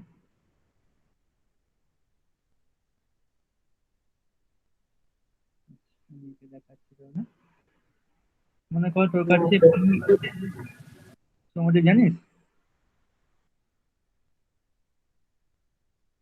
আচ্ছা, পি অরবিটাল লিখে দেখাচ্ছি। পি অরবিটালে দেখবি তিনখানা ঘর থাকে, এগুলো ক্লাস 11-এ শিখে এসেছিস। তো তিনখানা ঘরে যদি তিনখানা ইলেকট্রন এইভাবে থাকে, একা একা থাকে, তাকে বলবো প্যারাম্যাগনেটিক। তো সিঙ্গেল ইলেকট্রন থাকলে তাকে বলবি প্যারাম্যাগনেটিক। আর সবাই যদি এরকম কাপল হয়ে যায়, ডাবল ডাবল হয়ে যায়, তাকে কি বলবি? ডায়াম্যাগনেটিক বলবি। তো প্যারাম্যাগনেটিক মানে কি হবে? সিঙ্গেল সিঙ্গেল হয়ে থাকলে তাকে বলবি প্যারাম্যাগনেটিক, ডাবল হয়ে গেলে তাদেরকে বলবি ডায়াম্যাগনেটিক। তাহলে আমি একটা এক্সাম্পল দিই, সেইটা প্যারা হবে কি ডায়া হবে তুই আমাকে বলবি।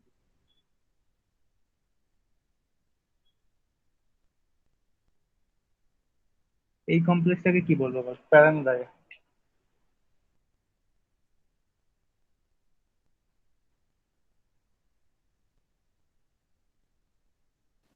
ডাইরেক্ট। ডায়াম্যাগনেটিক বলবি? হ্যাঁ, ওখানে ওটা দুটো বেশি আছে। বেশি দেখলে হবে না, তোকে দেখতে হবে ডায়া হতে গেলে কন্ডিশন সবগুলোই ডবল হয়ে যেতে হবে, তবেই তাকে ডায়া বলতে পারবি। ও যদি একখানাও প্যারা থাকে, একখানাও যদি সিঙ্গেল থাকে কোথাও, সঙ্গে সঙ্গে তাকে তোকে পুরো কমপ্লেক্সটার নাম হয়ে যাবে প্যারাম্যাগনেটিক কমপ্লেক্স। আচ্ছা। বুঝে গেল? হুম। আচ্ছা, স্যার এই তীরগুলো হচ্ছে ইলেকট্রন তো? হ্যাঁ তীরগুলো স্যার হচ্ছে বলছি ইলেকট্রন। এগুলো স্যার আমরা ইলেকট্রন বিন্যাসে শিখেছিলাম না, এই মানে হ্যাঁ হ্যাঁ। 3s 3p। হুম। ইয়েস ইয়েস, ইলেকট্রন বিন্যাসে শিখেছি, ক্লাস 11-এ এগুলো শেখানো হয়েছিল। যেখানে হ্যাঁ পড়েছিলিস হ্যাঁ। ক্লাস 11-এ, সেখানে শিখিয়েছি এগুলো। এইবার প্যারাম্যাগনেটিকের ডেফিনেশন দেখবি। প্যারাম্যাগনেটিক যে সাবস্টেন্স গুলো হয় সেগুলো চুম্বক দ্বারা আকৃষ্ট হয়। কেন আকৃষ্ট হয়? কেননা এদের স্পিন গুলো তো ব্যালেন্স হয়নি, দেখ। সবার স্পিন গুলো উপর দিকে আছে, কিন্তু নিচের দিকে তো কোনো স্পিন নেই। এর ক্ষেত্রেও দেখ উপর দিকে আছে, এর ক্ষেত্রে উপর দিকে আছে, ফলে স্পিন গুলো ব্যালেন্স হয়নি বলে এদের পাশে যখন চুম্বক রাখবি, তখন চুম্বক দ্বারা এরা আকৃষ্ট হয়ে যাবে, প্যারাম্যাগনেটিক সাবস্টেন্স গুলো। কিন্তু ডায়াম্যাগনেটিকের ক্ষেত্রে কি হয়? এটা স্পিন গুলো ব্যালেন্স হয়ে গেছে, একজন উপর দিকে থাকলে নিচের দিকে, একজন প্লাস হাফ হলে একজন মাইনাস হাফ হয়ে যায়। ফলে এরা চুম্বক দ্বারা আকর্ষিত তো হবে না, চুম্বক দ্বারা বিকর্ষিত হয়ে যাবে। এবার তোরা একটু ডেফিনেশন সংজ্ঞা দুখানা দেখেন। প্যারাম্যাগনেটিক পদার্থ এবং ডায়াম্যাগনেটিক পদার্থের দুখানা সংজ্ঞা দেওয়া আছে, একবার দেখে নে। যেসব পদার্থ চুম্বক দ্বারা আকৃষ্ট হয়, ক্ষীণভাবে বলতে পারিস বা নাও বলতে পারিস, তাদেরকে বলবি প্যারাম্যাগনেটিক। আর যেসব পদার্থ চুম্বক দ্বারা বিকর্ষিত হয়, তাদেরকে বলবি ডায়াম্যাগনেটিক। তো প্যারাম্যাগনেটিক ডায়াম্যাগনেটিক ছাড়াও আরো তিন প্রকার ম্যাগনেটিক আছে, সেটা হচ্ছে ফেরো, অ্যান্টিফেরো অ্যান্ড ফেরিম্যাগনেটিক। সেটাকে ছবির সাহায্যে দেখাচ্ছি।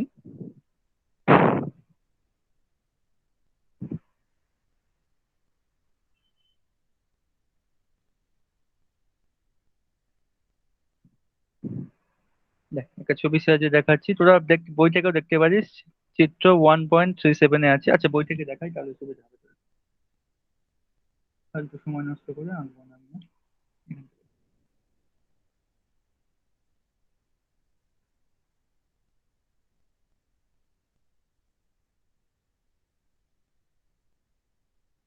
তোরা বই থেকে ছবিটা দেখ।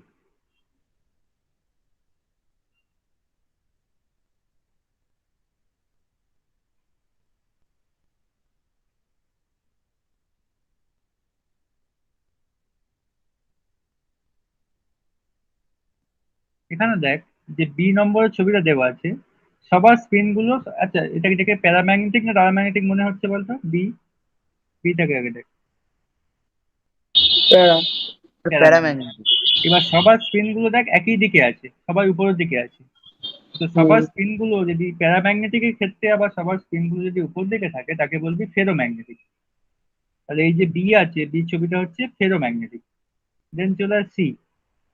সি কে বলছে অ্যান্টি ফেরোম্যাগনেটিক। অ্যান্টি ফেরো কেন বলছে? দেখ, একজন উপর দিকে থাকলে পরেরটার ক্ষেত্রে একজন নিচের দিকে হয়ে যাচ্ছে, ফের একজন উপর দিকে থাকলে আবার নিচের দিকে হয়ে যাচ্ছে। তো অ্যান্টি ফেরো কেন বলছে? একজন উপরে গেলে একজন মাইনাস, উপরে যাচ্ছে প্লাস হচ্ছে, নিচে যাচ্ছে মাইনাস হয়ে যাচ্ছে, সেই জন্য এটাকে বলছে অ্যান্টি ফেরো।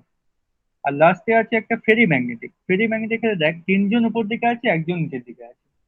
ফলে ফেরো ম্যাগনেটিকের মতো এত ভালো হবে না, কিন্তু অ্যান্টি ফেরোর মতো এত খারাপ অবস্থাও নয়। তাহলে এই যে ডি আছে, ডি দেখ বি আর সি এর মাঝামাঝি জায়গায় থাকবে কিনা। এবার কোশ্চেন হচ্ছে চুম্বক দ্বারা কে বেশি আকর্ষিত হবে, বি সি আর ডি এর মধ্যে আমাকে বলতে পারবে তো?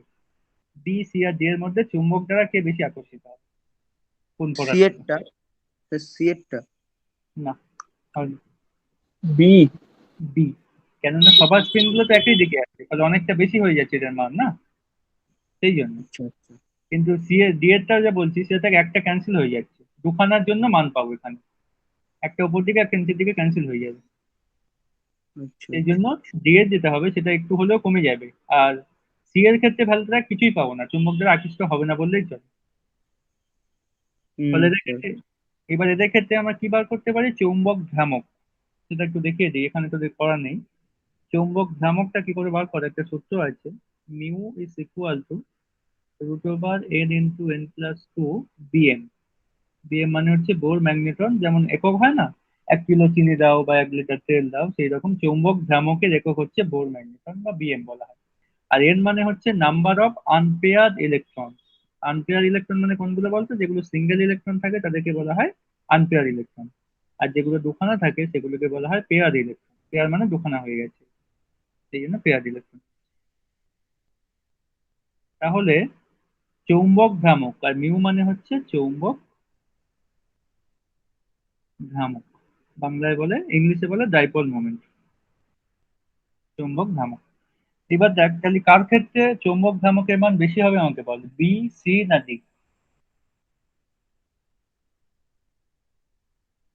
স্যার ভ্রামকটা একবার বলুন, কি বললেন? চৌম্বক ভ্রামক হচ্ছে এইটা, এই সূত্র দিয়ে বার করতে হবে, √n × n+2। এখানে এন হচ্ছে নাম্বার অফ আনপেয়ার ইলেকট্রন, মানে এইভাবে যে উপর দিকে মুখ করে থাকছে সেইগুলোকে ধরতে হবে। একখানা থাকলে বলবি এক বসাবি এনের জায়গায়, দুখানা থাকলে দুই বসাবি, তিনখানা থাকলে তিন বসাবি। বুঝে গেল? বি তাহলে একটাই হবে। প্যারাম্যাগনেটিকের বেশি হবে। হ্যাঁ, প্যারাম্যাগনেটিকের সব থেকে বেশি হবে, কিন্তু প্যারাম্যাগনেটিকের আন্ডারে তো অনেকগুলো বললাম আবার, কি কি বললাম বি বলতো? বি বি একটা হবে। Yes, correct answer. তো ফেরোম্যাগনেটিকের ক্ষেত্রে সব থেকে বেশি হবে, কারণ ওখানে এন দেখবি চারখানা আছে। সবগুলোই ওপরে আছে, হ্যাঁ। একদম কারেক্ট। এবারে অ্যান্টি ফেরো যেটা আছে সেখানে কত হবে, 0 হয়ে যাবে, কেননা উপর নিচ ক্যান্সেল হয়ে যাচ্ছে, তাই না? আর যেটা ফেরি ম্যাগনেটিক আছে সেখানে দুখানা ইলেকট্রনের জন্য আমরা এন এর জায়গায় 2 বসাতে হবে। তো এইভাবে চৌম্বক ভ্রামককে বার করতে পারি। তো চৌম্বক ভ্রামকের মান সব থেকে বেশি হবে ফেরোম্যাগনেটিকের ক্ষেত্রে, এই জন্য ফেরোম্যাগনেটিক চৌম্বক দ্বারা বেশি আকর্ষিত হয়। আর অ্যান্টি ফেরোর ক্ষেত্রে চৌম্বক দ্বারা আকর্ষিত হবে না, কারণ ওর ক্ষেত্রে চৌম্বক ভ্রামক 0 হয়ে যাচ্ছে। আর ফেরি ম্যাগনেটিক অল্প হলেও কিছুটা হলেও আকর্ষিত হবে। তো এই হচ্ছে magnetic property of solid. Paramagnetic, diamagnetic, then para আবার অনেকগুলো হতে পারে দেখলাম, ফেরো, অ্যান্টি ফেরো অ্যান্ড ফেরি। তো আমরা এই চ্যাপ্টারটা কমপ্লিট করলাম, আরো কোনো কোশ্চেন থাকলে বল। স্যার আপনি জি ফর্মুলাটা দেখালেন সেটা কোথায়? নিলে আরেকবার বল, বুঝতে পারলাম না। স্যার আপনি জি ফর্মুলাটা কি লিখেছিলেন কিছু আগে, সেটা স্যার ও, বইয়ের কোথায় আছে? ওটা বইতে নেই, ওটা আমি নিজে থেকেই বললাম আর কি। এই formula। ওটা বইতে নেই, এই যে এই ফর্মুলা, পারলে লিখে রেখে দিই, চৌম্বক ভ্রামক বার করার ফর্মুলা। স্যার হয়ে যাচ্ছে। আচ্ছা, এবার তোরা কোশ্চেন অ্যান্সার কর, যেগুলো বাকি আছে বাকিগুলো কমপ্লিট করে দিই। পেজ 35 তে ফার্স্টের অ্যান্সারটা বল, একে দেখ, দেখি কে পারিস।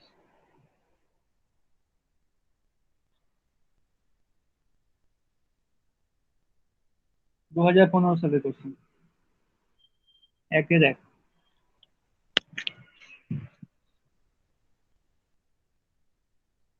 সিলিকনে এন অশুদ্ধ রূপে, হ্যাঁ, সিলিকনে অশুদ্ধ রূপে আর্সেনিক উপস্থিত থাকলে এন কোন টাইপ ধরনের হবে তো অর্ধপরিবাহী? কোনটাই? একদম N correct, N type. Correct answer, N type. Arsenic থাকলে এন টাইপ, আর বোরন থাকলে কি হয়ে যেত বলতো? P type sir. P type. P type. Correct answer. দেখ বাকিগুলো হয়ে গেছিল, 2015-এর বাকিগুলো হয়ে গেছিল না আগের দিন, ঘনত্ব হ্যাঁ স্যার। নির্ণয় করছিলাম, হ্যাঁ। তো 2016-তে চলে আয় এবার। 2016-র 4 নম্বর কোশ্চেনটা কর, স্কটকি কোটে কি, এটা করলে হয়ে যাবে।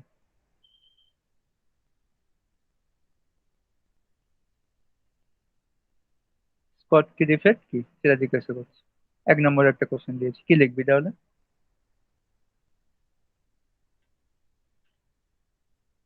সংজ্ঞাটা লিখে দিলেই হয়ে যাবে। কি ছিল বলতো সংজ্ঞা, কারো মনে আছে? কোনো কেলাসাকার আয়নীয় যৌগের কেলাস জালক থেকে সমসংখ্যক ক্যাটায়ন ও অ্যানায়ন নির্দিষ্ট হওয়ার ফলে উক্ত কেলাসে যে ত্রুটির সৃষ্টি হবে তাকে বলবো স্কটকি ত্রুটি। মনে পড়লো?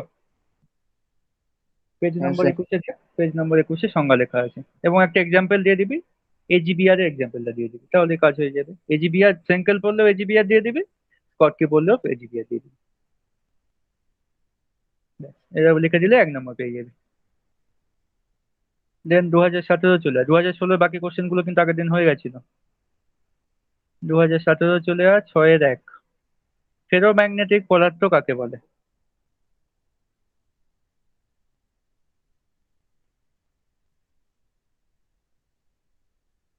বল দেখি ফেরোম্যাগনেটিক কাকে বলে। ফেরোম্যাগনেটিক পদার্থতে স্যার হচ্ছে কি, যে চুম্বকের আকর্ষণ ক্ষমতাটা বেশি হবে। হ্যাঁ, যেসব পদার্থ চুম্বক দ্বারা তীব্রভাবে আকৃষ্ট হয়, তাই তো? হ্যাঁ স্যার, ওটাই হবে। হ্যাঁ, কারণ ওটা এবং তো আমরা হচ্ছে পড়লাম যে এই যেটা আপনি শেষে বললেন, চৌম্বক ভ্রামক ভ্রামক বার হ্যাঁ করতে হবে। হ্যাঁ, রাইট রাইট। তো চৌম্বক ভ্রামক দিয়ে লিখে দিলে আরো খুব ভালো হয়, তবে 1 নম্বর দিয়েছে, চৌম্বক ভ্রামক লেখার দরকার নেই। যে চৌম্বক ভ্রামক দিয়ে লিখে দিতে পারিস যে আমরা চৌম্বক ভ্রামকের মান বার করে দেখছি, এর ক্ষেত্রে অনেক বেশি হচ্ছে, দ্যাটস ওয়াই ফেরোম্যাগনেটিক পদার্থটা চুম্বক দ্বারা বেশি আকর্ষিত হবে। এবং অ্যাকচুয়ালি কি হয়, তোর মনে কর একটা ফেরোম্যাগনেটিক পদার্থ দিয়ে দিয়েছে এফি, আয়রন। এইবারে তুই যখন একটা চুম্বককে কাছাকাছি আনছিস, চুম্বকের নর্থ পোল সাউথ পোল, এইবার দেখ চুম্বক দ্বারা কি হবে, আকর্ষিত হবে, মানে এফি আস্তে আস্তে চুম্বকের দিকে এগিয়ে যাচ্ছে।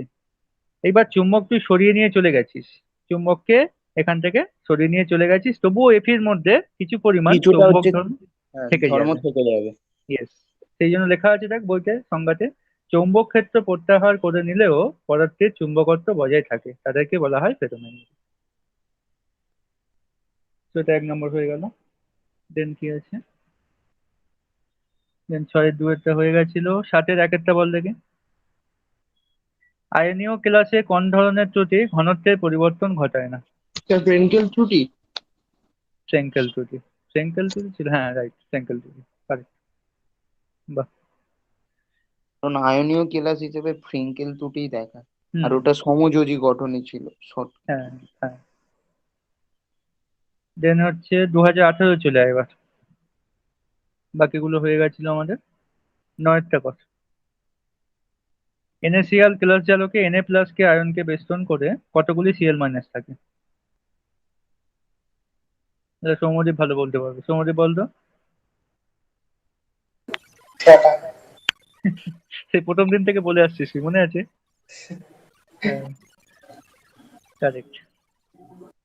তাহলে একটা Na প্লাস এর চারপাশে 6খানা Cl থাকবে, বা একটা Cl মাইনাস এর চারপাশে 6খানা Na থাকবে। আর কি আছে? হ্যাঁ, আর 2খানা কোশ্চেন আছে, 11-এর 1 আর 11-এর 2, এই 2খানা কর। পি টাইপ অর্ধপরিবাহী কাকে বলে? আর একটা কোশ্চেন দিয়েছে, একটি ঘনকাকার ক্লাসে এ এবং বি মৌল আছে, এই 2খানা করে দেখো আমাকে। পি টাইপটা পারবি? পি টাইপ অর্ধপরিবাহী কাকে বলে? কেউ একজন বল, দেখে দেখেই বল, দরকার হয় না দেখে না বলতে পারিস এখন।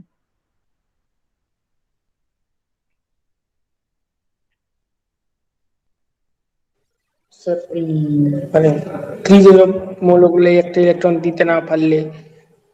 হ্যাঁ, ওটাকে একটু ভালোভাবে গুছিয়ে লিখতে হবে, কেমন করে দেখ, বিশুদ্ধ অর্ধপরিবাহী ক্লাসের মধ্যে অতি স্বল্প পরিমাণে ত্রিযোজী মৌল মিশ্রিত করে যে অপদ্রব্য অর্ধপরিবাহী পাওয়া যায় তাকে বলে পি টাইপ অর্ধপরিবাহী।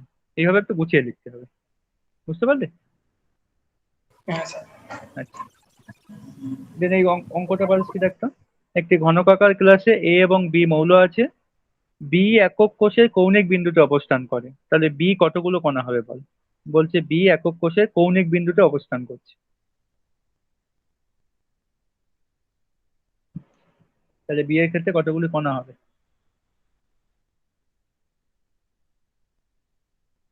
8টা। 8টা কণা হবে, কিন্তু এক একজনের জন্য এফেক্টিভ কত ছিল মনে পড়ছে কি দেখ? হ্যাঁ, হ্যাঁ রাইট। 1। কিন্তু একটা কণার ক্ষেত্রে তো, সংকেত এবি হবে। হ্যাঁ সৌম্যদীপ কি বলছিস? সংকেতটা এবি হবে। একদম কারেক্ট, এ বি হবে। তাহলে বি আমরা দেখলাম 1খানা কণা, এবারে এ কি বলছে, এ হচ্ছে দেহ কেন্দ্রে অবস্থান করে, দেহ কেন্দ্রে কখানা কণা থাকতে পারে? দেহের মধ্যেখানে কণা এককের ক্ষেত্রে একখানা থাকতে পারে। তো আমাদের সংকেত হয়ে যাবে এবি। দীপাঞ্জনা কি বুঝতে পারলি নাকি আরেকবার বলবো এটা? না না, বুঝতে পেরেছি। তাহলে আমরা 15, 16, 17, 18 করে নিলাম। আর লাস্ট 19 কোশ্চেনটা আছে কি দেখি। 19 কোশ্চেনটা শেষের দিকে পাবি, 1027 পেজেটা, ওখানে 19 কোশ্চেনটা পাবি 2000। ওখানে হচ্ছে 2 এর A1 এইটা কর। এজিবিআর ক্লাসে কি ধরনের স্টয়চিওমেট্রিক ত্রুটি লক্ষ্য করা যায়? কি হবে অ্যান্সার? আচ্ছা, পেজ নাম্বারটা কত? পেজ নাম্বার হচ্ছে 1027, 1027, নতুন বই। ফ্র্যাঙ্কেল ত্রুটি দেখা যায়, স্টোরেজের ত্রুটি দেখা যায়। হ্যাঁ, রাইট। তো স্কটকিও দেখা যাবে, ফ্রেঙ্কেলও দেখা যাবে। হুম।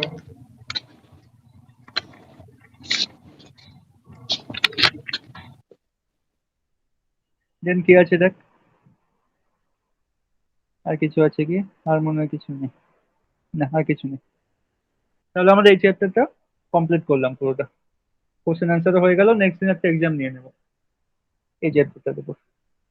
নেক্সট দিন মানে আমাদের মানে সিডিউল যে ক্লাস আছে সেখানে নেবো না, কিন্তু ফালতু টাইম নষ্ট করলাম নেই। অন্য সময় কোশ্চেন পাঠিয়ে দেবো, তোরা এমসিকিউ টাইপের কোশ্চেন হবে। এমসিকিউ কোশ্চেন হলেও সেখানে ম্যাথমেটিক দেওয়া থাকবে, নিউমেরিক্যাল দেওয়া থাকবে, তোদেরকে হাতে সেগুলো আচ্ছা। সলভ করতে হবে। হ্যাঁ শুধু স্যার, হ্যাঁ। অপশন করবি, এমসিকিউ এরকম অপশন দেওয়া থাকবে, অপশনগুলোকে সিলেক্ট করবি। গুগল ফর্মে কোশ্চেন হবে। কত? গুগল ফর্ম, ও আচ্ছা। গুগল ফর্ম জানি। না। আচ্ছা ঠিক আছে, তোদেরকে লিঙ্ক পাঠিয়ে দেবো, লিঙ্কে ঢুকে যাবি, লিঙ্কে ঢুকে নিজের নাম দিয়ে দিবি, নিজের ইমেল আইডি আছে তো সবার? হ্যাঁ স্যার হ্যাঁ আছে। হুম, স্যার। স্যার। আচ্ছা, ইমেল আইডি দিয়ে লগ ইন করবি, সেখানে লগ ইন করে দেখবি একটা করে কোশ্চেন থাকবে, 4টে করে, মানে যেগুলো জয়েন বা নিটের যেমন কোশ্চেন হয় না, সেই রকম হুম টাইপের হুম। কোশ্চেনটা করবো আমি। অটোমেটিক্যালি দেখবি আচ্ছা। 4টে সব অপশনগুলোকে ক্লিক করে সাবমিট করবি, আমার কাছে অ্যান্সার চলে আসবে। আমি তারপর চেক করে তোদেরকে কত মার্কস পেলি জানিয়ে দেবো। মানে স্যার ওখানেই কি টিক দেওয়া যাবে ওর ভেতরেই? হ্যাঁ, ওখানেই 4টে এরকম গোল গোল থাকবে, 4টের ওর মধ্যে। মধ্যে ক্লিক, যেটা হ্যাঁ উত্তর হবে সেটা ক্লিক করলে হ্যাঁ, উত্তর হয়ে যাবে, তাই ওটা তো? click করলে হয়ে যাবে। দেন আচ্ছা আচ্ছা। ফাইনালি সাবমিট করে দিবি। হুম আমি হুম। check করছি। স্যার, একটা উত্তর দেওয়ার পরে যদি মনে হলো যে না এটা হবে না, ওটা ফেরত দেওয়া যাবে? না, সেটা মনে হয় করা যাবে না, সে তোকে ভাবনা চিন্তা করে একেবারে দিবি অ্যান্সার গুলো। ঠিক আছে। হ্যাঁ, স্যার 15 একটা থেকে। কোশ্চেন ছিল। হ্যাঁ হ্যাঁ, বল। স্যার বলছি, কোনো ধরুন লোহার বস্তুর মধ্যে ইলেকট্রিক দিলে সেটা তো চুম্বক হয়ে যায় না অনেকক্ষণ ধরে থাকলে? চুম্বক হয়ে যায় কেন? লোহার বস্তুর মধ্যে ইলেকট্রিক দিলে চুম্বক হয়ে যায়? মানে স্যার একটা ধরুন পেরেক বা কিছু ধরলে, মানে যে অনেকক্ষণ ধরে ভিতরে কারেন্ট পাস করা হয়, তারপর কারেন্ট যখন ক্যান্সেল, মানে কারেন্ট পাস যখন হয় না, তখন তো লোহার অন্য কোনো বস্তু আনলে তো আকৃষ্ট হয়। অ্যাকচুয়ালি কি হয়, ওটা তো ফেরোম্যাগনেটিক পদার্থ এই ফিটা না। তুই যখন ইলেকট্রিক্যাল একটা ফিল্ড দিচ্ছিস ওর মধ্যে, ইলেকট্রিক কারেন্ট মানে অ্যাকচুয়ালি কি করছিস না, ইলেকট্রিক্যাল ফিল্ড দিচ্ছিস। এবার হুম। ইলেকট্রিক্যাল ফিল্ডের মধ্যে কিছু কিছু ম্যাগনেটিক কম্পোনেন্টও থাকে। ফলে এই যে ম্যাগনেটিক কম্পোনেন্ট থাকছে, ম্যাগনেটিক যে অক্ষগুলো, সেইগুলোই ওকে কিছুক্ষণের জন্য চুম্বক হিসেবে চুম্বকে পরিণত করে দিচ্ছে। মানে খানিকক্ষণ পর আবার দেখবি চুম্বক ধর্ম থাকছে না কিন্তু আবার। সম্ভব থাকছে না, আচ্ছা হ্যাঁ, আচ্ছা। কিছুক্ষণ পর আবার চলে যাবে, ওটা একেবারে মানে পার্মানেন্ট হচ্ছে না ব্যাপারটা। হুম, বুঝতে পেরেছি। হ্যাঁ আচ্ছা বলছি, আপনি স্যার অফলাইন লন্ডন কবে শুরু কোর্সটা করবে? কি? হ্যাঁ, এক করে বল। Sir London course. London force এখন, লন্ডন ফোর্স কি তোর লাগবে? লন্ডন ফোর্স, স্যার না, আমি জিজ্ঞেস করছিলাম দেখি। লন্ডন ফোর্সটা কি হবে বুঝতে পারলাম না। এটা কি বল এটা কি? ও, লন্ডন ফোর্সটাকে কি বলে সেটা জানতে চাচ্ছিস? বল বলে। লন্ডন ফোর্সটা অ্যাকচুয়ালি একটা ডিসপারশন ফোর্স। যেমন ধর ধর তোর কাছে মনে কর দুখানা হাইড্রোজেন মলিকিউল আছে, এই একটা হাইড্রোজেন মলিকিউল, এই একটা হাইড্রোজেন মলিকিউল। এবার তোর কি মনে হয় দুখানা হাইড্রোজেন মলিকিউলের মধ্যে কি কোনো অ্যাট্রাকশন থাকবে, কোনো আকর্ষণ থাকবে? কি মনে হয়? থাকবে না মনে হয়, তাই তো। কিন্তু হাইড্রোজেন যদি অ্যাট্রাকশন না থাকতো তাহলে হাইড্রোজেনকে গ্যাস থেকে লিকুইডে পরিণত করতে পারতিস? লিকুইডে পরিণত করতে গেলে কি করতে হয়, ওদেরকে কাছাকাছি আনতে হয় আকর্ষণ করে, তারপর তো ওকে লিকুইডে পরিণত করতে পারিস, তাই না? সেই জন্য ওদের মধ্যে কিছু একটা হালকা আকর্ষণ বল থাকে, সেইটাকেই বলা হয় লন্ডন ডিসপারশন ফোর্স। এই যে ফোর্সটাকে বলা হয় লন্ডন ডিসপারশন ফোর্স। মানে খুব উইক একটা অ্যাট্রাকশন থাকে ওদের মধ্যে, দুখানা নন পোলার, এরা হচ্ছে অধ্রুবীয় দুখানা কণা। এটাকে বলা হয় লন্ডন ডিসপারশন কোর্স, খুব হালকা একটা কোর্স। বুঝতে পারলেন নিলয়? হ্যাঁ, আর কে কি বলছিলি? স্যার বলছি আপনার অফলাইন কবে শুরু করবেন? হ্যাঁ হ্যাঁ, অফলাইনটা আমি ট্রাই করছি। আজকে কত তারিখ বলছো? 21 না? স্যার জুন, হ্যাঁ স্যার জুলাই থেকে করবেন। হ্যাঁ হ্যাঁ হ্যাঁ, সেটাই ভাবছি। 21 28 তারিখটা অনলাইন পড়ছি আমরা। হ্যাঁ 28 তারিখটা অনলাইন পড়ছি। তারপর যেটা পড়ছে, কবে পড়ছে বলতো? 28 2 3 5 তারিখ পড়ছে মনে হয়, 5 জুলাই। তো হ্যাঁ 5 জুলাই থেকে আমি ট্রাই করছি অফলাইন। এবার তোরা একে একে বল, মানে কার কি মানে অসুবিধা অফলাইন হলে। এক এক করে বল। সায়নের বলো, অফলাইন হলে কোনো অসুবিধা হবে না স্যার, আসতে? আমার কোনো অসুবিধা নেই স্যার। বরং ভালো হয় নাকি অনলাইনে ভালো হচ্ছে? না স্যার স্যার, আমার অফলাইন তো ঠিক এখন আছে। অনলাইনেই সুবিধা হবে। আচ্ছা, আমি তোর কাছে পরে যাচ্ছি। সায়ন বলছিস অফলাইনে হলে ভালো হয়, তাই তো? হ্যাঁ স্যার। আচ্ছা, নিলয়? স্যার অফলাইন হলে ভালো হয়। অফলাইন হলে ভালো হয়। দেবাঞ্জনা? আমি শুনতে পেলাম না।